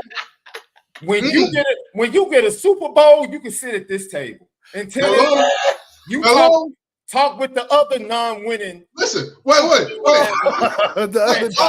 The other Y'all all Go saw, sit at that table. Yeah. winning guy. Yeah. y'all Yeah. all saw the movie Four Brothers, right? Y'all all saw the movie Four Brothers. Y'all remember when he said, "Go sit at the kids' table." This the problem with Bengals and Vikings fans. They sitting at the kids' table and pretending like they not there. Bills fans, for as much as they get excited, they'll be the first ones to tell you, "Hey, not too much on us. We haven't done it. You know, the 4 falls, man. We got close. We couldn't close the deal." Bengals fans be talking like they really did something. Vikings fans be talking like the Purple People Eaters went and lost and went and lost and went and lost. What do you want? What do you want from us? Listen, like Sean said, when they go ahead and went yo to the good news, but like Sean said, when y'all go and win one, I'll shut up. I'll shut up. What Smokey say? When Debo come around, I'll shut up. But when he leave, I'll be talking again. When them teams with rings come around, if a Patriots fan said, "Kenton, you know your place as a Lions fan." "Yes, ma'am." "Yes, sir." You got it. If a Cowboys fan, even though they ain't won since I was in my daddy nutsack, if they come around, All I gotta say is we're 3-0 versus the man who's the king of the air right now. Well, and he's puts got us some above rings. anything Chicago, Detroit's doing. We're 3-0 versus the man that Did y'all you can win? your teams. Did you win a ring to sit at the table with the Bears? I'm just saying. Did you win a ring? Whenever we get the chance to play the man of the era, You know what's so disrespectful? You know what's so disrespectful? The Bears are the only franchise to not have a 4,000-yard passing quarterback in the history of the NFL. And we still have a ring. Ooh. And we still have a ring. With Headband McMahon, they got them. Yes. So what about you, Left? With Joe, you got one? 3-0 with Jamar, man you that's got one? king of the era. But he has 3. He has 3, and Joe has none. This how you find out. That's the only 3-0 that matters. He has 3 rings and Joe has none. That's the only 3-0 that matters. This how you know he a true Bengals fan. Who's your second team? Who's your team that you normally root for in the playoffs? Because the Bengals are normally in effect. So who's the team you normally root for? I know who it is. This is gonna make you laugh. This is gonna make you laugh. Who's the second team? His second squad is the Jaguars. Yeah. His second squad is the Jaguars. Yeah, that's right. That's right. Jacksonville all day. See, you really are trying to turn this into Club Shay Shay because your affinity to losers is unlike you, Left. It's unlike you. You touch that play like a champion side every Saturday for years. And your teams are the Jets. We have a franchise quarterback, something both of y'all don't have. What about that? Lord have mercy. You don't have a franchise quarterback. And you got a borrowed time quarterback over there. Go look at his stats. When did he become a franchise quarterback? Y'all don't have one. No, when did he become one? Oh, that's the franchise. What do you mean that's #1 pick? No. I'm looking at the stats. Show me the stats that shows he's a franchise playoff berth. What do you mean? Playoff berth? A playoff berth. Hold on. See, Mitchell, and this is why Trubisky went to the playoffs twice. What are you talking about? And this is why when I talk to Sean, I said there's some ground rules that we got to lay down for this show. And one of the first ground rules that I would have laid down if I would have knew it was gonna go like this, we are not arguing over no damn Trevor Lawrence on this show. I don't care if he was drafted number 0 overall. He has not shown me a lick of nothing. Huh? Nada. He was slotted to win the MVP last year. What do you mean he didn't show you a lick of nothing? He was slotted to win the MVP. So they started do something to be the favorite. He was the favorite this year.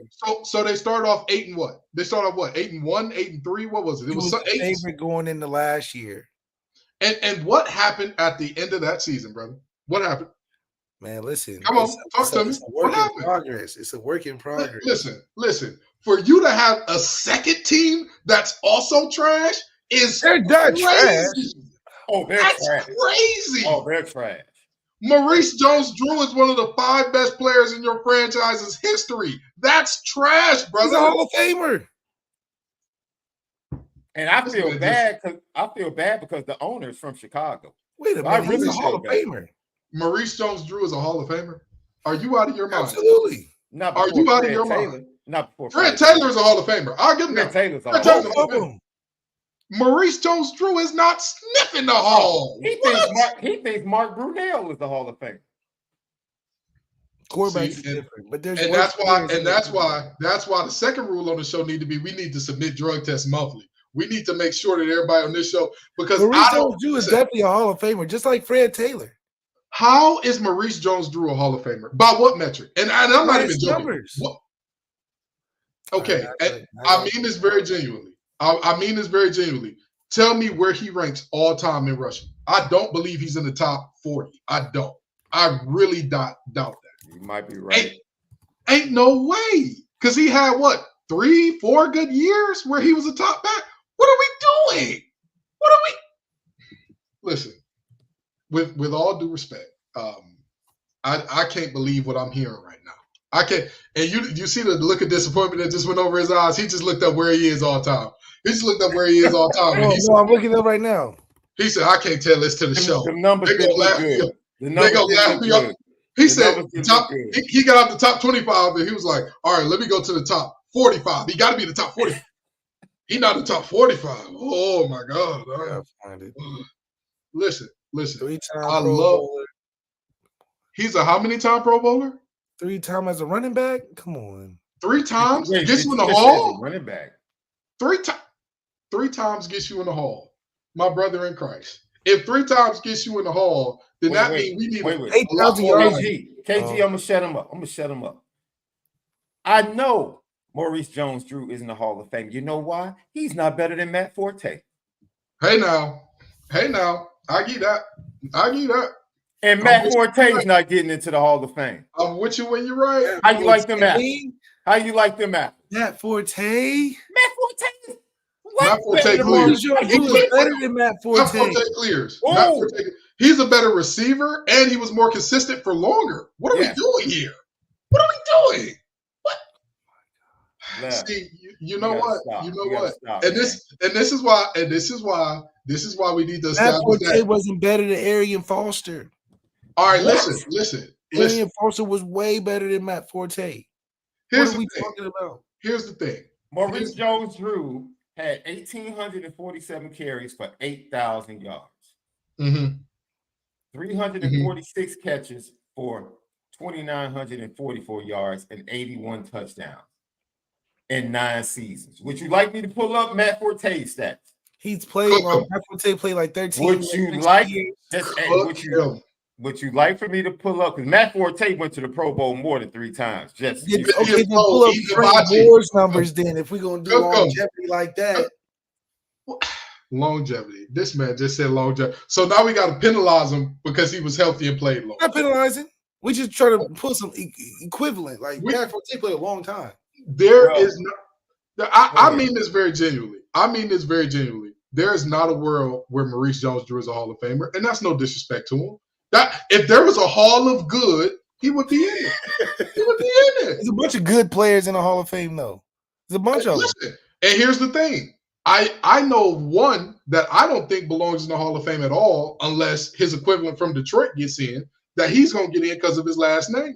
And Eli Manning. Stafford's going to get in. Oh, you talking about? Oh, okay. Yeah, Eli Manning is going to get in, and people going to question Stafford. I know that's how it's going to go. I know it. It's not Super Bowl. I guess that's going. Yeah, that's what I'm saying. I don't know why anybody will argue against Stafford, but I know people will when that time comes based upon if he his. didn't have that Super Bowl for sure, they're questioning. Yeah, he wouldn't be getting in. He 1,000% wouldn't be getting in. But you know who we have to thank for him getting in?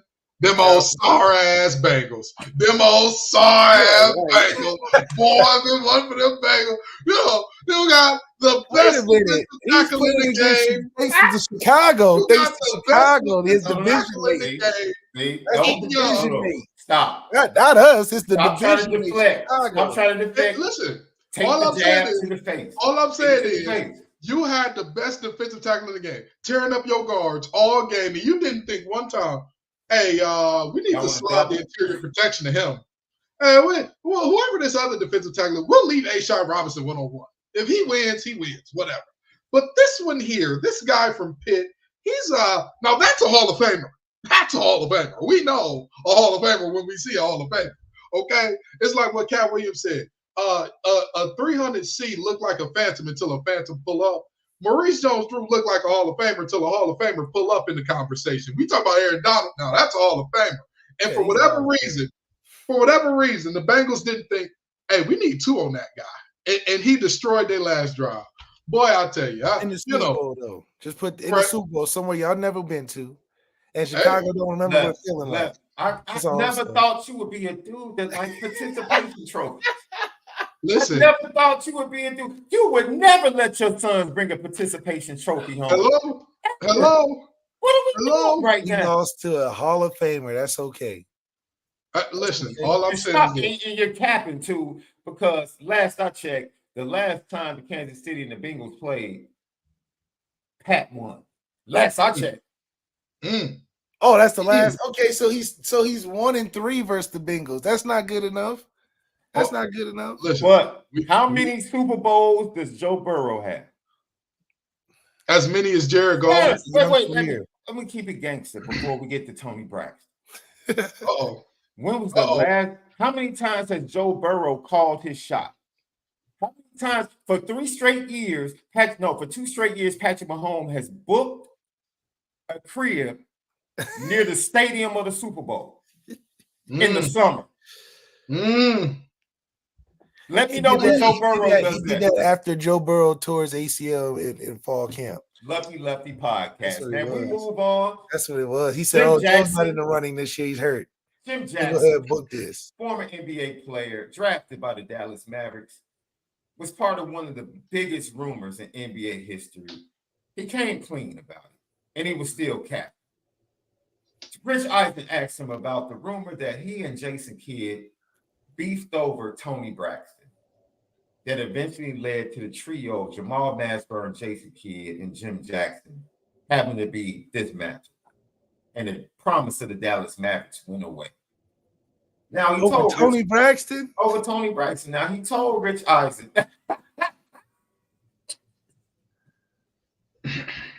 He told Rich Eisen that it was all a misunderstanding. No one really was in a relationship with Tony Braxton. It was all over a date. A date mix-up. A dinner date mix-up. Let me tell you something. Bring the OGs back. Bring the fathers back in the homes. Mm-hmm. Bring the brothers who tell them the dating rules back in the homes. Because my uncles taught me young. If that ain't your old lady, hey, whatever she do, ain't none of your business when you not with her. Long as everything all right when she with you, everything cool. If she date you, then date your home. Don't get mad at your homeboy. Cut her off and keep it pushing.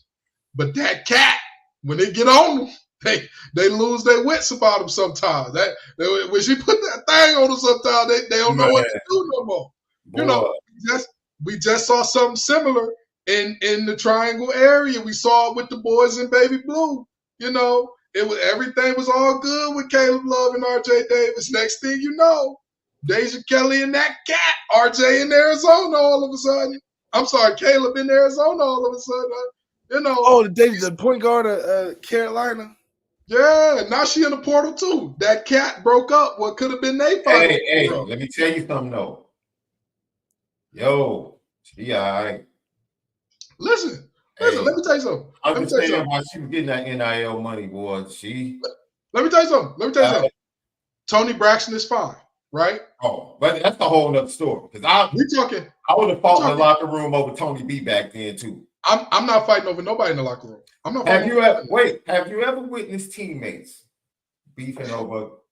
Let's get to it. Have you ever witnessed teammates beefing over a girl? Let me say this. Lightly? What'd you say? Lightly. Playfully beefing.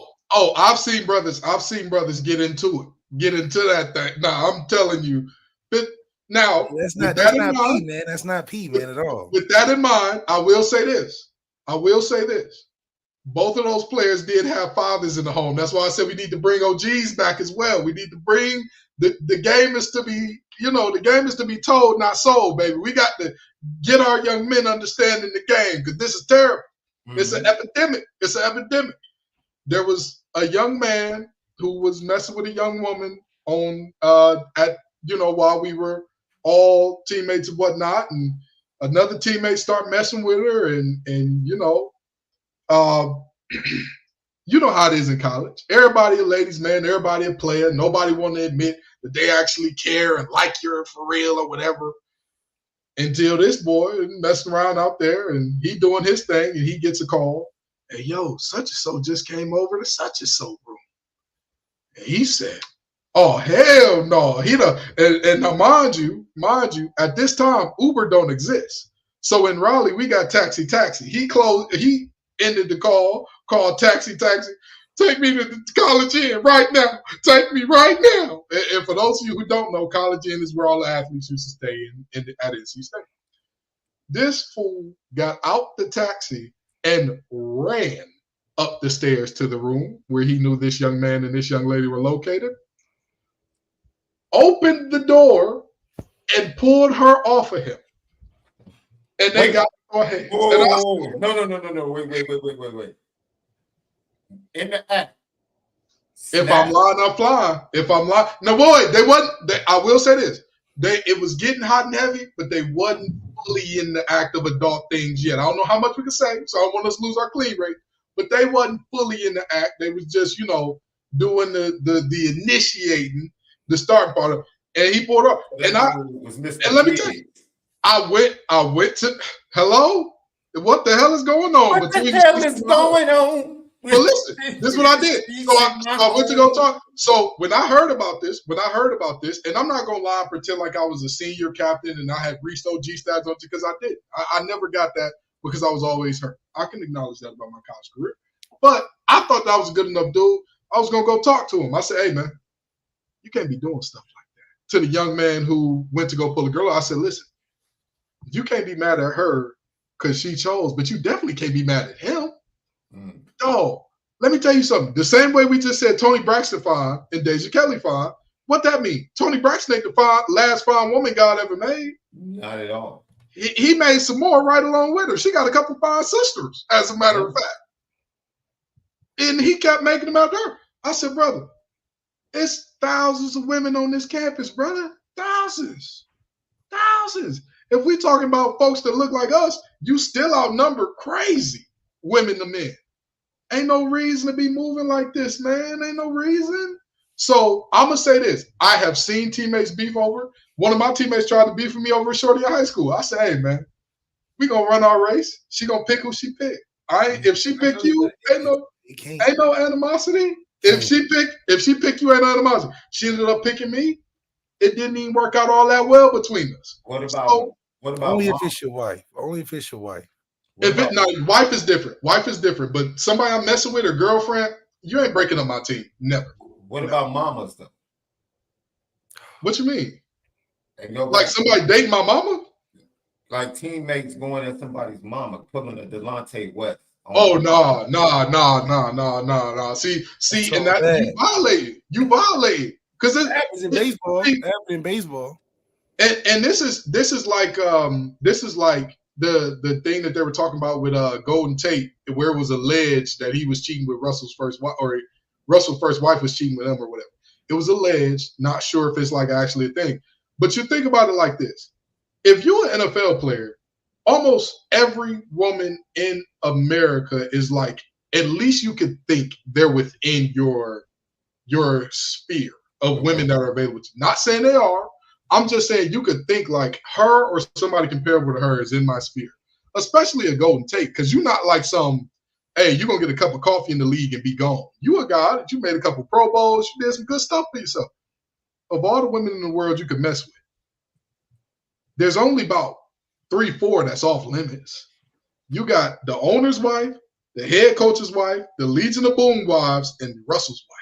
Oh, and Marshall. You got to tell that to Ime Udoka. He don't know those rules. But see, and that's the thing. You is too freaked out. You too freaky frogged out when you can't realize it's 5 groups of wives you can't mess with. That's it. Yeah, that's it. If he would have messed with some practice squad player's wife, you think anybody would have cared? You think anybody would have been like, oh, that's a terrible thing. If any of these dudes ever dip up, you talking about Ime Udoka.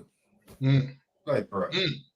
I mean, you got Nia Long, bro. Cheating on Nia Long is so crazy. That's so crazy. See, Nia Long gotta be crazy. It's something. She gotta be something.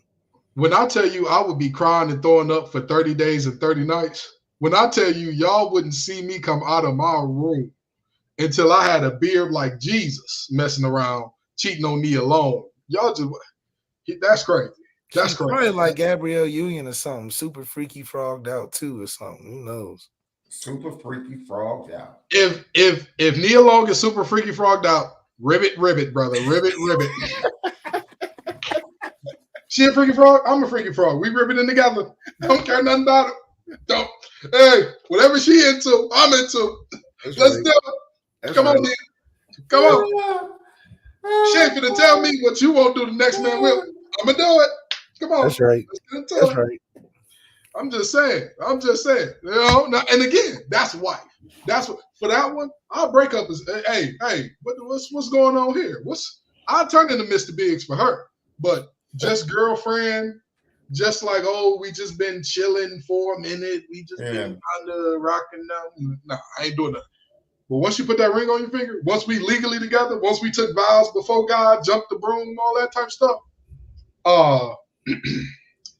I'm gonna count to 3, and I better wake up from this dream, and you bet not be on top of my wife, sir. That's what I know. Bet not be going on here. The NBA is wild, man. You have this Tony Braxton story. You have Delonte West, sleeping with LeBron James' mother behind his back, living with her in her downtown spot. I don't know how he's pulling that off. And then, the best of the best, that cat Jason Richardson sleeping with Steve Nash's wife. And again, Matt Barnes and Derek Fisher. Oh man. See, Matt Barnes went out super sad. Matt Barnes went out super sad, man. Look, that was the saddest. You gotta let it go, dog. You gotta let it. That's your ex. That's your ex. What are we doing? What are we doing? You gotta let it go, bro. You can't be that. That's that light skin stuff. Let me tell you something. Let me tell you. I would, and the worst thing about it is when you go outside publicly, like that's public forever. Yeah. Like if I'm sitting at home in the tub with jeans on, crying like oh boy in that I don't want to know music video, that's between me and God and them pair of jeans that now weigh 40 pounds because they soaking wet. That's between us 3. You know, when you went and jumped over that fence, Matt Barnes, when you went and called Gilbert Arenas and said, come on, we finna slide. You finna slide on Derek Fisher? Brother, I'm thinking you finna ride on Crip Mack or something. What you mean you finna slide on Derek Fisher? Man, you hang up this phone. And go somewhere. But I'm going to say this. I'm going to say this, and I'm going to leave it right here. Whatever you want to do in that realm, as long as you do it safe and consensually, I'm not going to fight you. I'm not going to argue with you. If you can take my lady, congratulations. She's not my lady. That's what I be saying. If you can get my girl, man, you got it, bro. Yeah. Listen, my last ex, fine as Remy Wine in the summertime. She's the prettiest pretty girl. She's AKA, all that good stuff. Amazing woman. She wasn't the last fine woman that they made. The last fine one they made. It took one time, bro. They make my heart beat a little bit too fast. I can't. Let me tell you something. When you see that pink and green, you better flee the scene because your heart get broke. Man, your heart finna get broke, bro. I'm here to tell you, I learned the hard lesson. You know what? Never again. Let me tell you something, okay? When you see them pearls coming, yeah, all right. That you know what they say: when the devil cannot reach you, he sends you a woman with 1908 in her bio. That's what he does. When the devil cannot reach you, he sends you one of them personally. Either that or a shorty for Charlotte. But we ain't gonna talk about them right now. We ain't gonna talk about them right now. You know, we ain't gonna talk about them Charlotte shorties right now. That's a whole other story for another time. Hey man, all I'm telling you, 1908. Boy, Tony Braxton would not have to worry about me coming home. Love would have brought me home. Three's company. That's all I'm saying. Let's move on, man. New transfer portal has become the wild, wild west. Men's basketball, women's basketball, college football. What is worse for college? The transfer portal or the NIL landscape? I'd have to say the transfer portal. I'd have to say the transfer portal because I believe that there are too many open periods for the transfer portal. Like, why are we seeing another transfer portal period about to open up right now? Let's talk about how nonsensical this is from a lot of different standpoints. Number one, y'all do realize that the portal is about to open before some of these schools even play their spring game. Mm. Do y'all not realize how crazy that is? You're finna go into a spring game missing parts of your roster potentially? And then the stuff that we saw with like Caden Proctor, where it was he went to Iowa, got the money, and left and went back to Bama and got more of Bama's money. I love players being empowered. I love players having the freedom of movement that coaches have and all that good stuff. I just don't like the way that it's currently being used in a way that's just like, this doesn't make sense, and this is not enabling what's good for players anymore. And I'm all for, again, I'm not going to tell anybody I know how to spend your money. I know what's best for your life. I'm never going to tell you any of that. But what I will tell you is this. I think that it's flatly ridiculous the way that we're seeing the portal develop and blow up, especially in a moment like right now, to where it's like, what do you gain by going into a new football team potentially? And you have what, 4 months until the season starts? And by the way, this is technically a dead period. When you join the team, you're technically in a dead period where you cannot do football activities with a coach. That's the important part. Up until you start fall camp. I think it's foolishness. I think it's nonsensical. I think we need to – I'm not mad at the transfer portal existing. I'm mad at how its current iteration exists. I think that there should be different portal lanes for different sports, yes, because basketball right now, of course. The national championship just ended. Yeah, go do your thing. Go find your next stop. This whole, like, every 2-3 months we reopen it up is just like, it's too much, man. It's just too much. Left, portal, NIL, which is worse? I already know you're going to go portal because you love the NIL landscape. I think I'll go NIL's worse just because it sets a false precedent for expectations of what kids should get going into situations where they haven't earned it. I think Bryce is one of the few exceptions where you can get $1 million, sit a year, and then come out and live up to expectations. That's more a one-off than it is a standard. So I do think that the NIL just makes it wild. Transfer is transfer. You know, you can only get so many on a team anyway. But NIL, the limitlessness of it is what makes it so murky for a guy like Caden Proctor. It's the NIL that was the problem, not the transfer. He wouldn't have gone if they would offer a certain amount of money. Same thing with I think Barry Alexander held USC to the fire for more NIL money. Yeah, and that's what makes the transfers crazy is the gimmick way you can gain an NIL that is non-binding. It clearly, if you could just go one place, take the money and run off, that's, you know, in different industries, that might cost your life. I'll tell you what.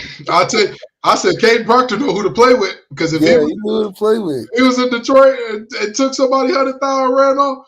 They're gonna be outside with them Hellcats and Trackhawks. Hey, come outside, brother. We just want to talk. Listen, come outside because you don't want your family involved, but they are not talking.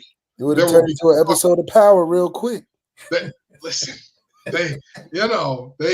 said, "Hey, Caden, just go ahead and tell all your family how you feel about them before you come outside." Okay? That's right. Let it be known, and then come on out. Come on out, because that was foolishness. Which one do you think is worse, Sean? Hey man, let me tell you something. I'm a rival with my Notre Dame fans, boy, because we already been stung for a meal by Sam Hartman. Sam, it's some teams around this college football landscape getting stung. So you think that was burnt bread? You think that meal was burnt bread? Man. Oh, bad toaster. Had it turned up too high. Like you said, you got, like Left always says, when you're cooking, you got to make sure you preheat the oven right. Because if you don't, your food's not gonna cook right. They just press broil. They just if I press broil, that'll be the same as turning it to 425. That's exactly what they did with Sam Hartman. Boy, they definitely didn't get their money's worth. They got the Salisbury Steak TV banquet dinner. You know you can count on it because it's a good meal when you warm it up. Yeah, you put it in the oven. It don't matter. You just got to make sure the oven's warm. I'm gonna tell you that was always one of my biggest fears as a player. Like, because I just knew I was going to play in the league and all that. And one of my biggest fears was like, I never want a team to look back at a contract they gave me and say, oh my God, bro, Kenton stole from the team. He stole from the organization, man. He just got all this money and wasn't worth none of it.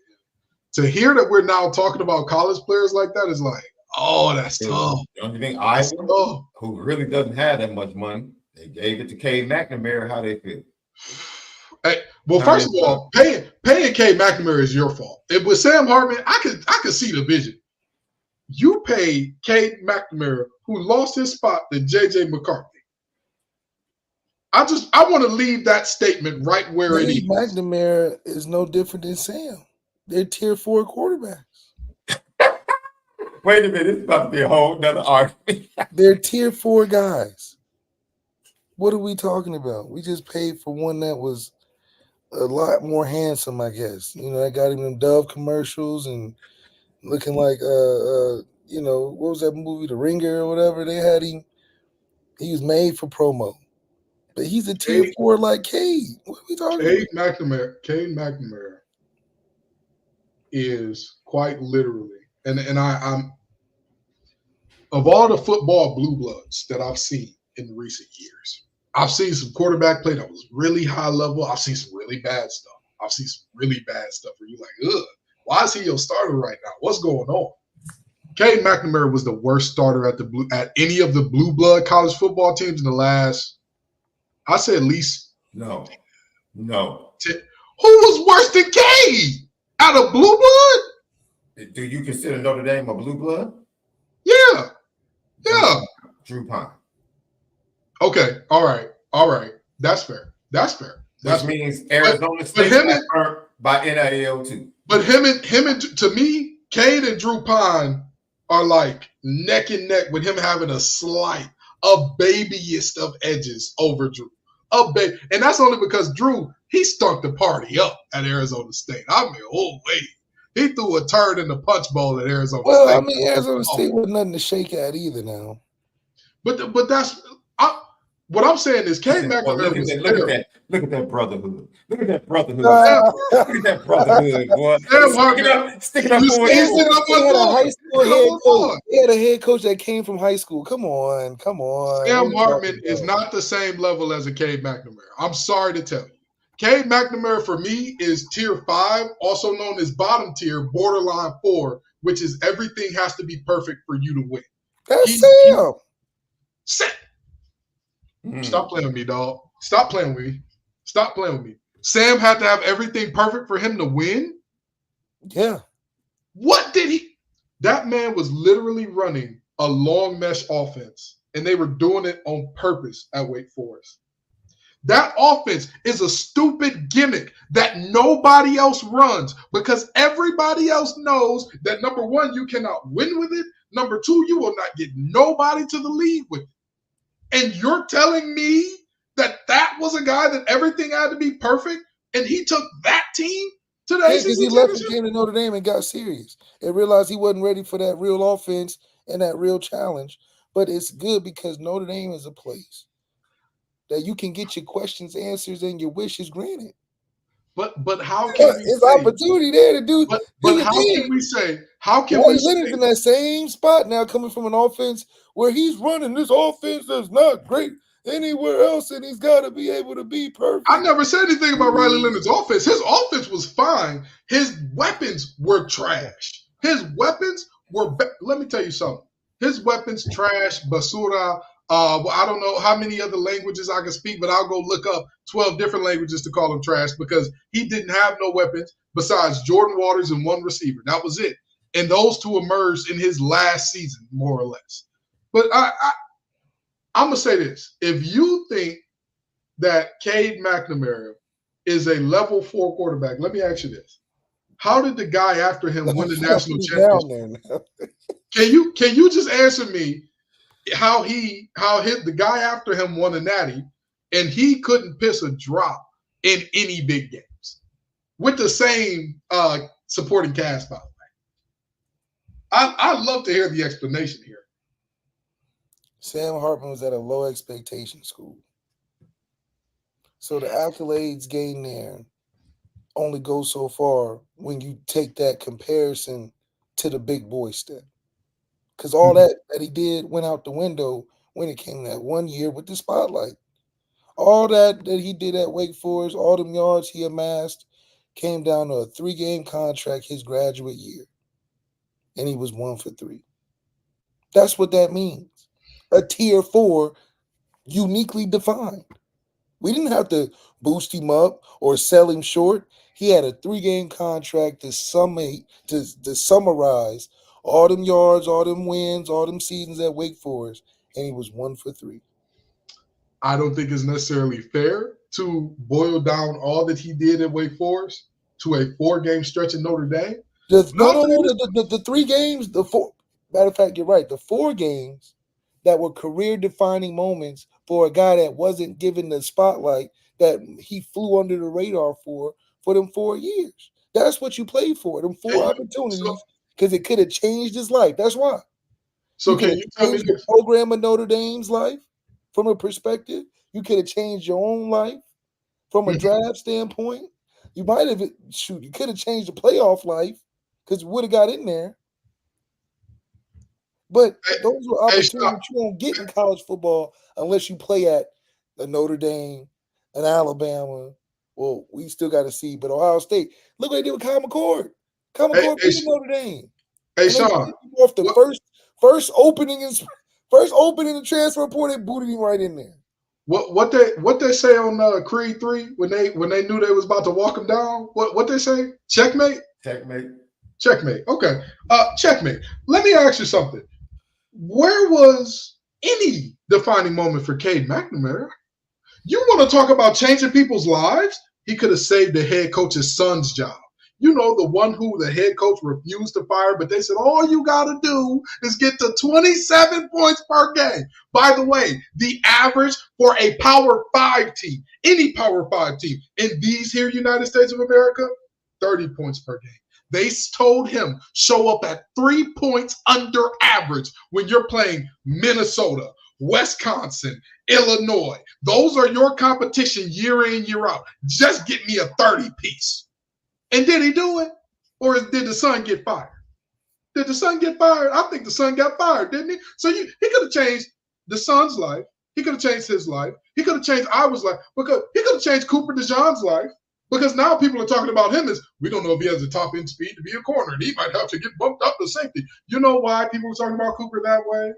Because they never even got the chance to perform on a big stage because Cade McNamara didn't do piss there but get hurt and throw interceptions. That's all, and that's it.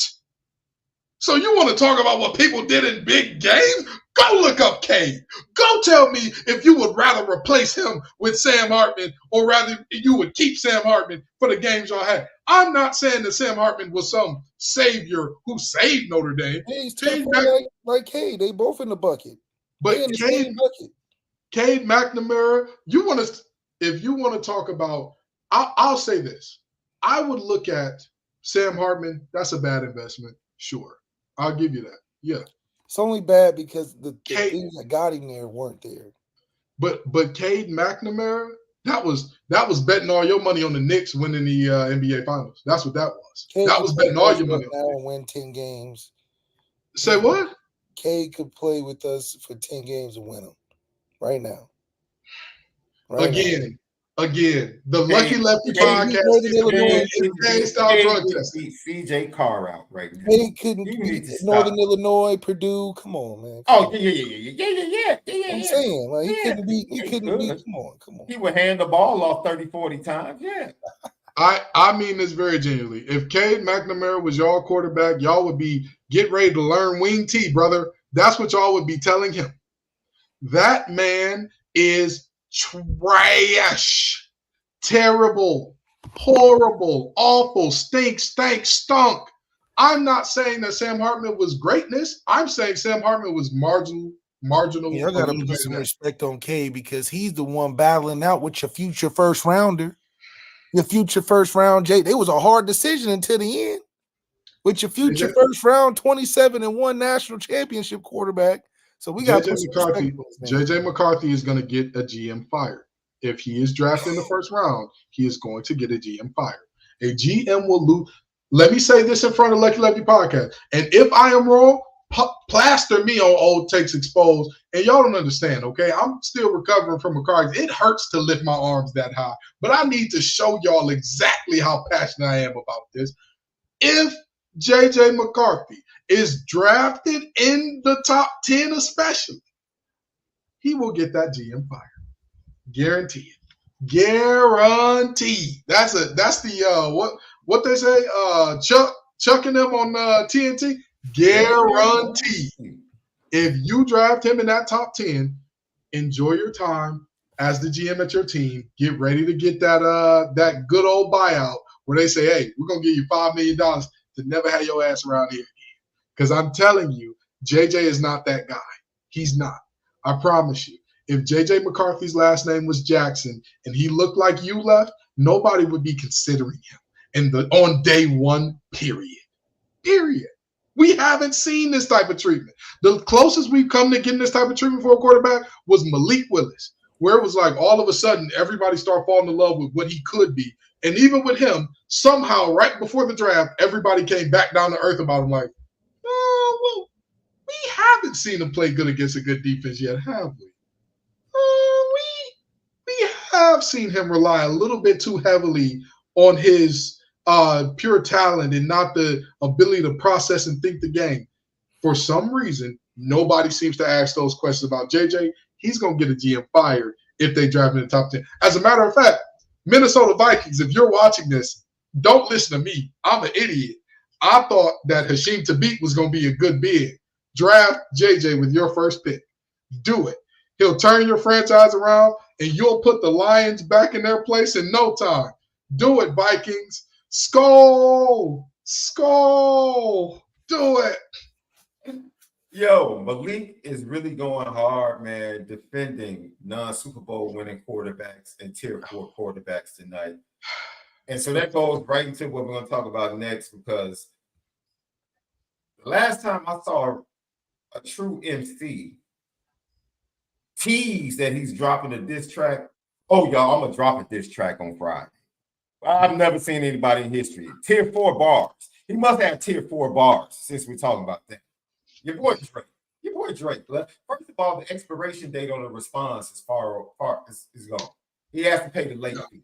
He has to pay the late fee. Y'all wanted to respond to a guy that's featuring on somebody's song? Really? Drake has responded to every rapper out there. Any rapper that's ever dissed Drake, he's always dissed him and still disses him to this. He still disses Pusha T to this day. No, that's not true. Last time. Still diss Pusha T to this day. Who won? Who won the battle? Who won the battle? Who won the battle? Who won the battle? Pusha T. Okay. But Drake still responding to this day. He ain't let it go. So you can't say he don't respond to rap beef. He responds to all rap beef. Listen, it's taking them a mighty long time to respond to this one. It's taking them a mighty long time to respond. And everybody can keep saying, oh, he's on this tour. He's on this tour. You know, he's on tour mode. So now, Sean, you've been to a concert before, right? I have. Now, when you're at a concert, you perform songs that you already wrote and you already know, right? That is correct. So you're not using too many of your creative juices that would go into writing a new song, perhaps. Yeah. That's interesting. That's interesting because I'm waiting on these bars. I'm waiting on these bars. You know, B. Hart said he had to wait for his ghostwriters, bro. You know, listen. I don't know if they ghostwriters, if they the collaborators. Yeah, ghostwriters, collaborators, Milli Vanilliers, don't care. Get somebody in there. Get somebody. Get in the booth. To somebody's feature, not direct shot, not direct diss. It was a feature on somebody else's song that they hid the diss from the guy to clear the sample. I'll tell you this. So basically what you're saying, basically what you're saying is if somebody walked up and smacked you in the back of the head, you're not going to respond because they didn't smack you in your face. Yeah, that was more. It was from behind. It wasn't even real. If he smacked me in my face, then Sean, what he What he's saying is if the bully came and knocked everybody plate off their table, he wouldn't fight the bully even though his plate got knocked off because he wasn't knocking off just my plate. My plate just happened to be there. He was hitting everybody. Yeah. It was everybody. It was more of like somebody messing with your locker when you're not around. You come back, you be like, oh, who did this to my locker? Oh, this is, and they leave a little, left by. It ain't nothing. You can't directly respond to an indirect shot. What are we talking about? You indirectly respond to it indirectly. How is that an indirect shot? It's so interesting that it was indirect. It wasn't a song. It wasn't, first of all, it wasn't Kendrick's song. It wasn't Kendrick's song. It was a feature on somebody else's song that had beef with Drake. Which makes it like, oh, you the little brother? You coming on the little brother? Copping, please. Side bet on. Copping, please. You need to go. You need to go down to ATL and testify for why. Testify. Oh Lord. Oh Lord. What you do. The way you're acting right now, they need to enter you as a character witness. I was just saying him to go a full 16 for a guy that wrote a feature. What are we talking about? I want him to do anything against a top MC. Don't beat up on give the same effort. A feature. Don't beat up on the Meek Mills and the Travises. Don't beat up on them. Actually, go face somebody that's got bars for your tail. And let me tell you something. He's gonna be on the same amount of bars on a feature song, just like Kendrick did him.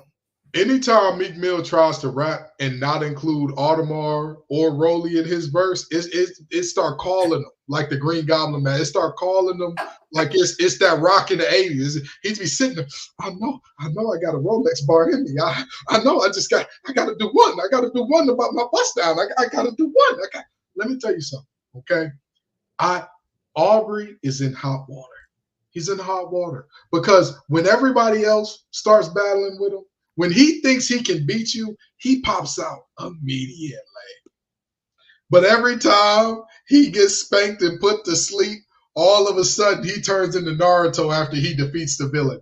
What are you doing, you big lug? You can do better than this. You're smarter than this. We're so much better when we work together. But I've had to whoop you because you didn't know any better. Nah. When he thought that he was going to whoop the wheels off Pusha T, he dropped that duppy immediately. That thing came out, and I mean, it was on the first thing smoking. Obviously, he's going to take his time with a better rapper. As soon as Adidon came out, what happened? Now he in front of LeBron. You know, when he talked about my friend, it was beyond rap. It was beyond rap. Forget rapping, forget battle rap, forget beef enchiladas, forget fake beef, forget spam. At that point, I want to hurt him. And then that's when we're in a dangerous space. And so I'm not going to do it. And now he's a motivational speaker. I want you to leave this concert knowing what I know. And what I know is nobody can F with me. Get in the booth, young man. Get in the booth. I'm going to let y'all know this. I'm not J. Cole. I ain't apologizing for Nathaniel. So one of y'all drop a diss track about Three's Company, talking about forget Three's Company, it's just Big Me. I'm coming back for you. I'm coming back immediately. You got 24 hours to enjoy your sleeping. And then it's up. I'm going to look up all the dirt, too. I'm going to be calling around Dayton. What you know about Left? I'll be calling around Chicago. Hey, man, this dude named Sean. Let me tell you. What you know about him? What you know? I'm going to be calling, okay? Because in that 8 hours of researching, I'm going to find out something. And you said he did what on the playground? They used to call him what pants? Oh, send me a picture of it. And that picture going to be on the diss track. Now, that's just me. That's just me, okay? I respect J. Cole for deciding to bow out of this because he knew it was finna get nuclear. He said, oh, no, these Titans is finna battle, and I'm a good Christian man. I just love my wife and go home. You know, one of my favorite songs is Fold Clothes. I just want to fold clothes with her. Y'all finna get into some stuff over here. But all I'm saying is y'all giving Drake a lot of excuses. Y'all giving – because when he was beefing with Meek and Meek didn't respond in 48 hours. Meek's a clown. Come on. I agree. He's a clown for a ton of reasons, okay? I agree. Ain't nobody. I'm with You gonna get him out the way early. It's like, oh, you. But that's what I'm saying. You can't sit here and get mad at me talking about I gave you 48 hours and you ain't respond when it's been how many hours it's been, Sean? Man, rapper. It's been weeks. It's a He better finna turn rapper. this thing in the red. 525,600 minutes. How do you measure how long it takes Drake to respond? Because that's how it's feeling. That's how it's feeling. Okay, I'm just saying I don't want it to turn into rent before Drake responds. I want him to respond to top rappers the same way he would anybody else mentioning them very swiftly. You know that he be picking and choosing when he want to. Oh, absolutely. He want to instant deliver it, and when he want to, everybody got DoorDash Prime with me. You come for me and mine, we coming right back. We coming right back. He's always responded to beef. He's not worried about it. He's always responded. He's never not responded. He's lost one, and he acknowledges it. But he won way more than he lost. Always responds. Let's be serious now. I would like for him to respond. I would like to see it. I would like to see it. Another feature. Because he did, first of all, he did respond to Control. That was years ago. You forget that. And Kendrick didn't drop nothing after that. He just left it alone. He didn't, I'm going to say it again. He didn't respond to Control. Yeah. Don't act like this is the first time Kendrick has baited. Hey, listen, if somebody hit me in the jaw, I don't need them to hit me in the other jaw for me to be able to respond. I know that. Listen, I know I'm a good Christian man. I know turn the other cheek is in the Bible. Unfortunately, that was in BC times. So we living in AD. It's a different time now. I can't follow them tenets as close. Lord forgive me, but that's just the world we live in. Okay, I agree. How many more cheeks he got? He let one slide off the cheek on Control. Now he got another one on the other cheek, and like that.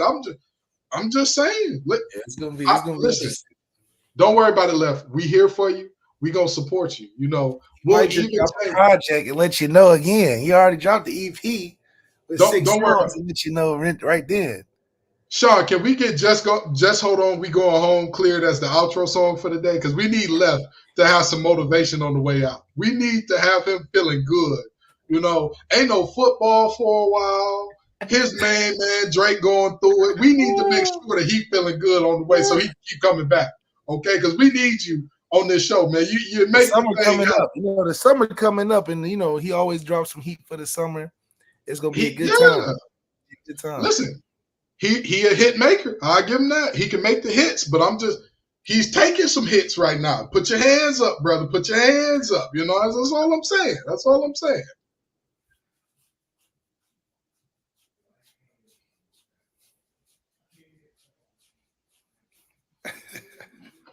There you go, Left.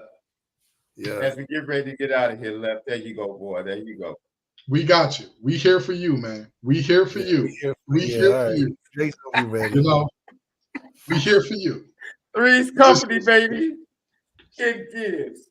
Sean Davis release ZAIRE every week right here. Patreon.com/Lucky Lefty Network. Hey, K Gibbs, before we go, I do want to give you an opportunity, man, to give your testimony, man, and let people know what's going on. I tweeted out the link.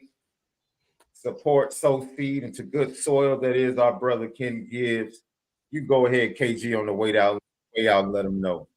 Absolutely. Well, first of all, Sean, I appreciate you for giving me the space and platform here. I didn't even ask him to do this, so it was a surprise to me that this moment is coming up. But recently, I had accepted a job offer to be a senior recruiter because that's what I do full time. That's what keeps my lights on and all that. At a company in Raleigh, they asked me to bring in some paperwork and all that for onboarding, and they were like, "Hey, we need to see proof that you can drive and all this good stuff," because of some other things I was going through at the time. And literally, while I was on my way into the office, I was T-boned by another car, and I was in the rear passenger seat, so that the car hit right where I was, and I smacked my face up against the dashboard, not against the dashboard, but against the side panel and all that, and we went to spinning, and then we flipped over 3 times in the middle of a busy street during the middle of a lunch rush. But it's crazy. I say God had his hands on that car because somehow nobody else hit us, and I could feel the roof getting closer with each time we flipped. So Lord forbid if somebody had hit us, you know, we Three's company would be Two's company, and I'll just put it at that. But you know, I'm still alive. I'm still here today, and one of the things that happened as a side effect of that was the offer was rescinded because of the accident, which kind of left me in a financially vulnerable position for a little bit. So I started up a GoFundMe. Sean has the link. I believe he shared it. Anything that you can spare is more than appreciated.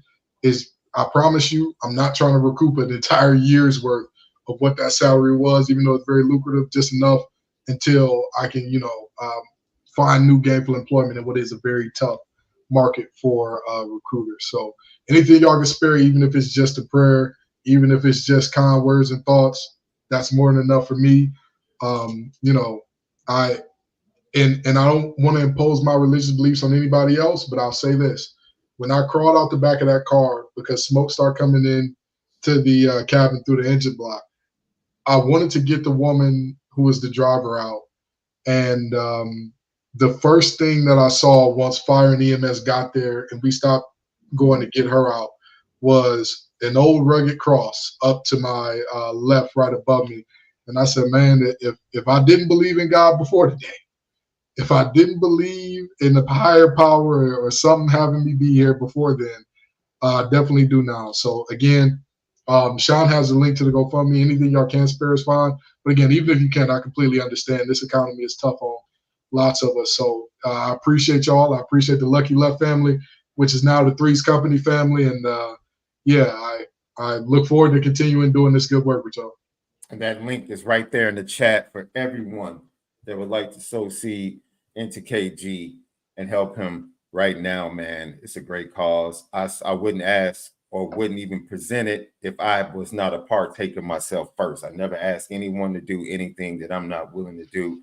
And not only on today, I'm going to continue to sow seed into my brother's life on a consistent basis, man.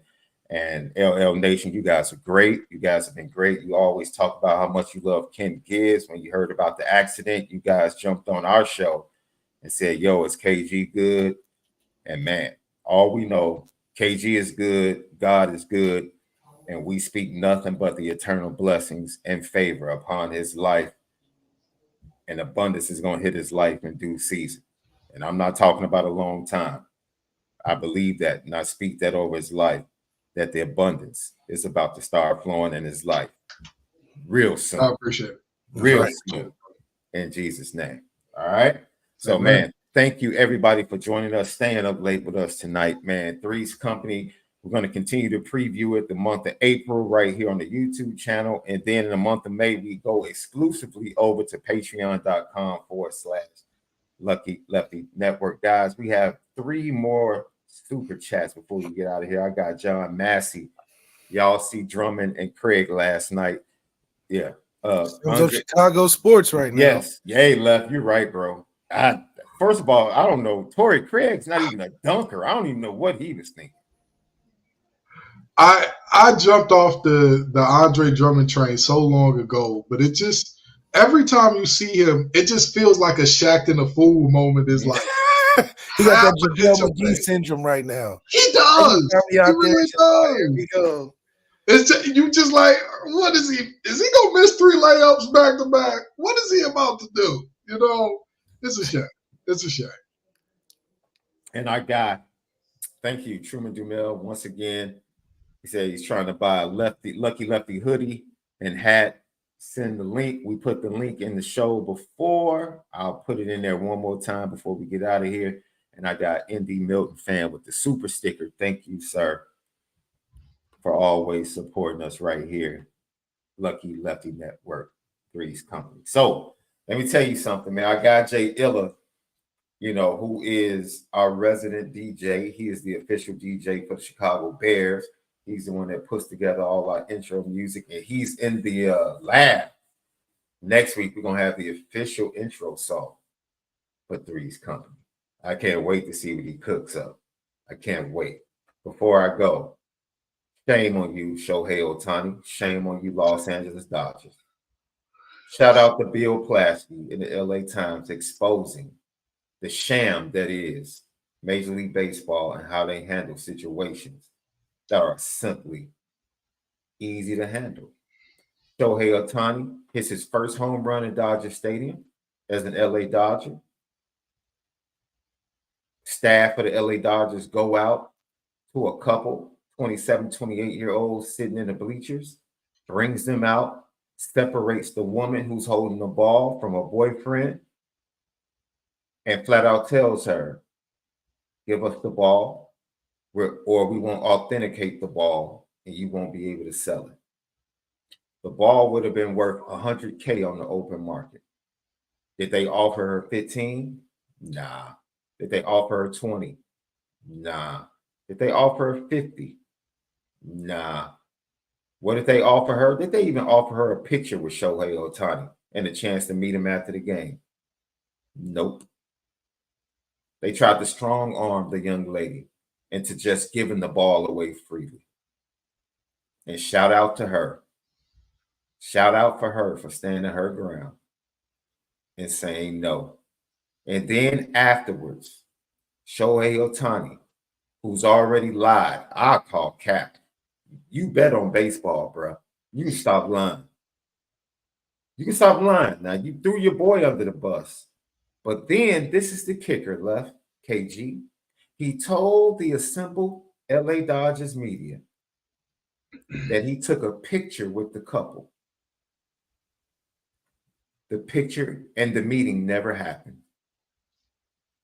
You sat there and told the media that you met with these people and took a picture and lied. So I already know you lying about the gambling. If you'll lie about that.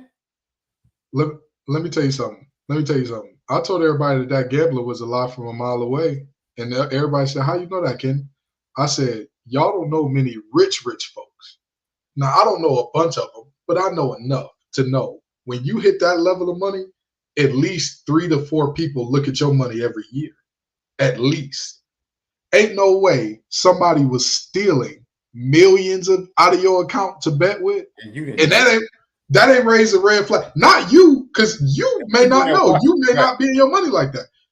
When they said that it was just the interpreter, I said, oh, okay, the accountants are going to be next. The accountants are going to get got next because the accountants looked at the money. He had to pay them to keep it quiet or something. When they didn't indict the accountants or say anything to the people handling this money, I said, oh, that was Shohei. Shohei was doing it. He's just a fall guy. He's a fall guy. It's all right. You know, I'm not a fool. I was born that night, not last night. Ain't no easy way around it. He's the biggest star in baseball. And if you ban him, if you give him the Pete Rose treatment right now when baseball is already hanging on by a thread to stay alive and Ellie De La Cruz having to hit inside the park homers to even get people to want to watch, you couldn't get rid of Shohei as well. So, you know, it's a shame. It's a shame to see. But I would hope at some point in time that young man tell the truth about something. I don't care if you can't speak English well. Just tell the damn truth. If you got to tell it in Japanese, if you got to tell it in Mandarin, if you got to tell it in Spanish, whatever language you got to tell it in, Shohei, just start telling the truth, brother.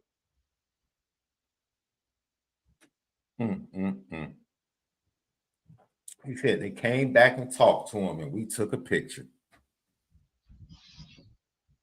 LA Dodgers. Magic Johnson, you should be ashamed, my brother, to be part of that ownership team. The staff members that went out there and pressured that young lady, why are you separating her from her boyfriend? So wait, did they never actually pay her? It could not have been me. I wish they would have tried to separate me from my wife. I wish. Hey now. I don't know what dude was doing, but you're not gonna separate me from my girlfriend. Hey now. Listen. So the meet never happened. Did they get the ball from her? Does she still have possession of the ball? What's the deal with that? According to the LA Times, let me make sure I get it correct because I believe she still has it. Okay. All right. Good. Because that's her 100 bands right there. That's her, you know, y'all might have did whatever, but she finna be a millennial homeowner in LA. Okay? She doing the thing. You know what I mean? Wait a minute. That was not her boyfriend. That was her husband. That makes it worse.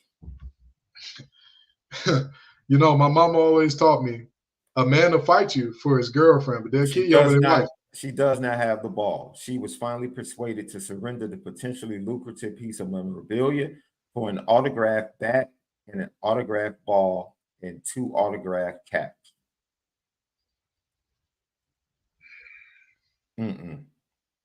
Nope. Nope. See, and here's the strangest part about, and I know we got to go, but here's the strangest. With all of that new memorabilia that she was given, they refused to escort her and her husband to the car to protect them.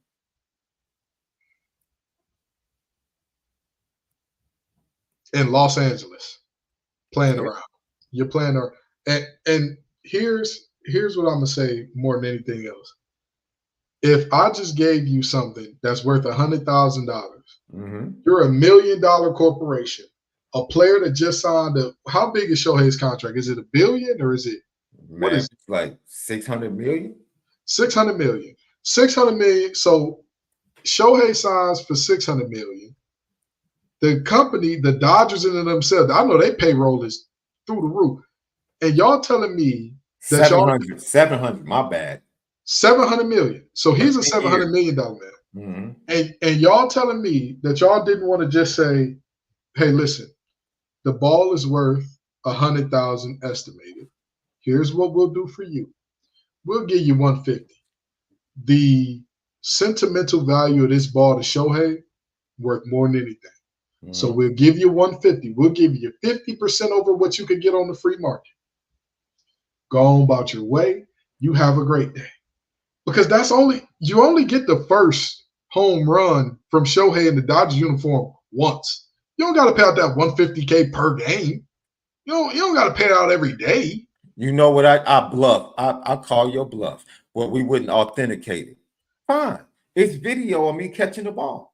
Hello? It's video of you coming to pull me out the stands. What you pulling me out the stands for? And guess what? You don't have to authenticate the ball. And guess what? It'll be right next to it. That bluff. I would have put the ball right next to my face on the little cell block. Yes. It's me. I did it. This is the ball. Just let y'all know, Would have been like Eddie Murphy and Nutty Professor. Let me tell you something, man. Let me tell you something, because that's foolishness. That's foolishness. And as much as I really do hope that other sports learn from the MLB what not to do in almost every way, because that game is just so nonsensical and almost your greatest player of all time, the player that saved your league, is not in your Hall of Fame in Barry Bonds. You continually said, well, no, we're not going to change our rules for casuals. We're going to keep it for the hardcore fans. I'm a defensive lineman. All of the new rules in football, they hurt me and my ability to do my job. But you know what I understand? People like seeing Pat Mahomes do what he does more than they enjoy seeing Aaron Donald do what he does. That's just a fact. That's just a fact. I love seeing a perfectly executed power run play. Oh, them gap schemes get me, baby. When you get that big old guard moving through there and clearing out space like nobody been, it gets me.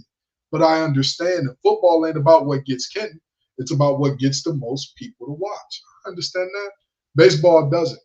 And that's why all of a sudden they're having to implement 1,000 different rules all at once to try to change. Oh, we got to have this pitch clock. Now all your old pitchers getting hurt.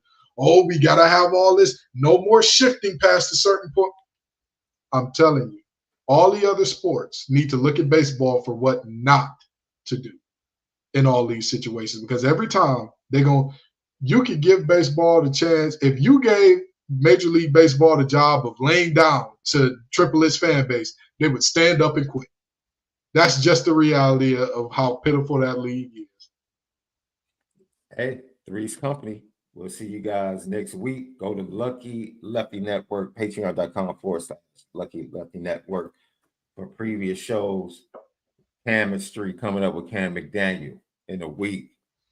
He promised me he's going to start next week. So go sign up, patreon.com/Lucky Lefty Network. For Left, Kim gives SD2 mics, man. We'll see you guys tomorrow morning for another show of the Lucky Lefty podcast. Make sure you continue to spin it different.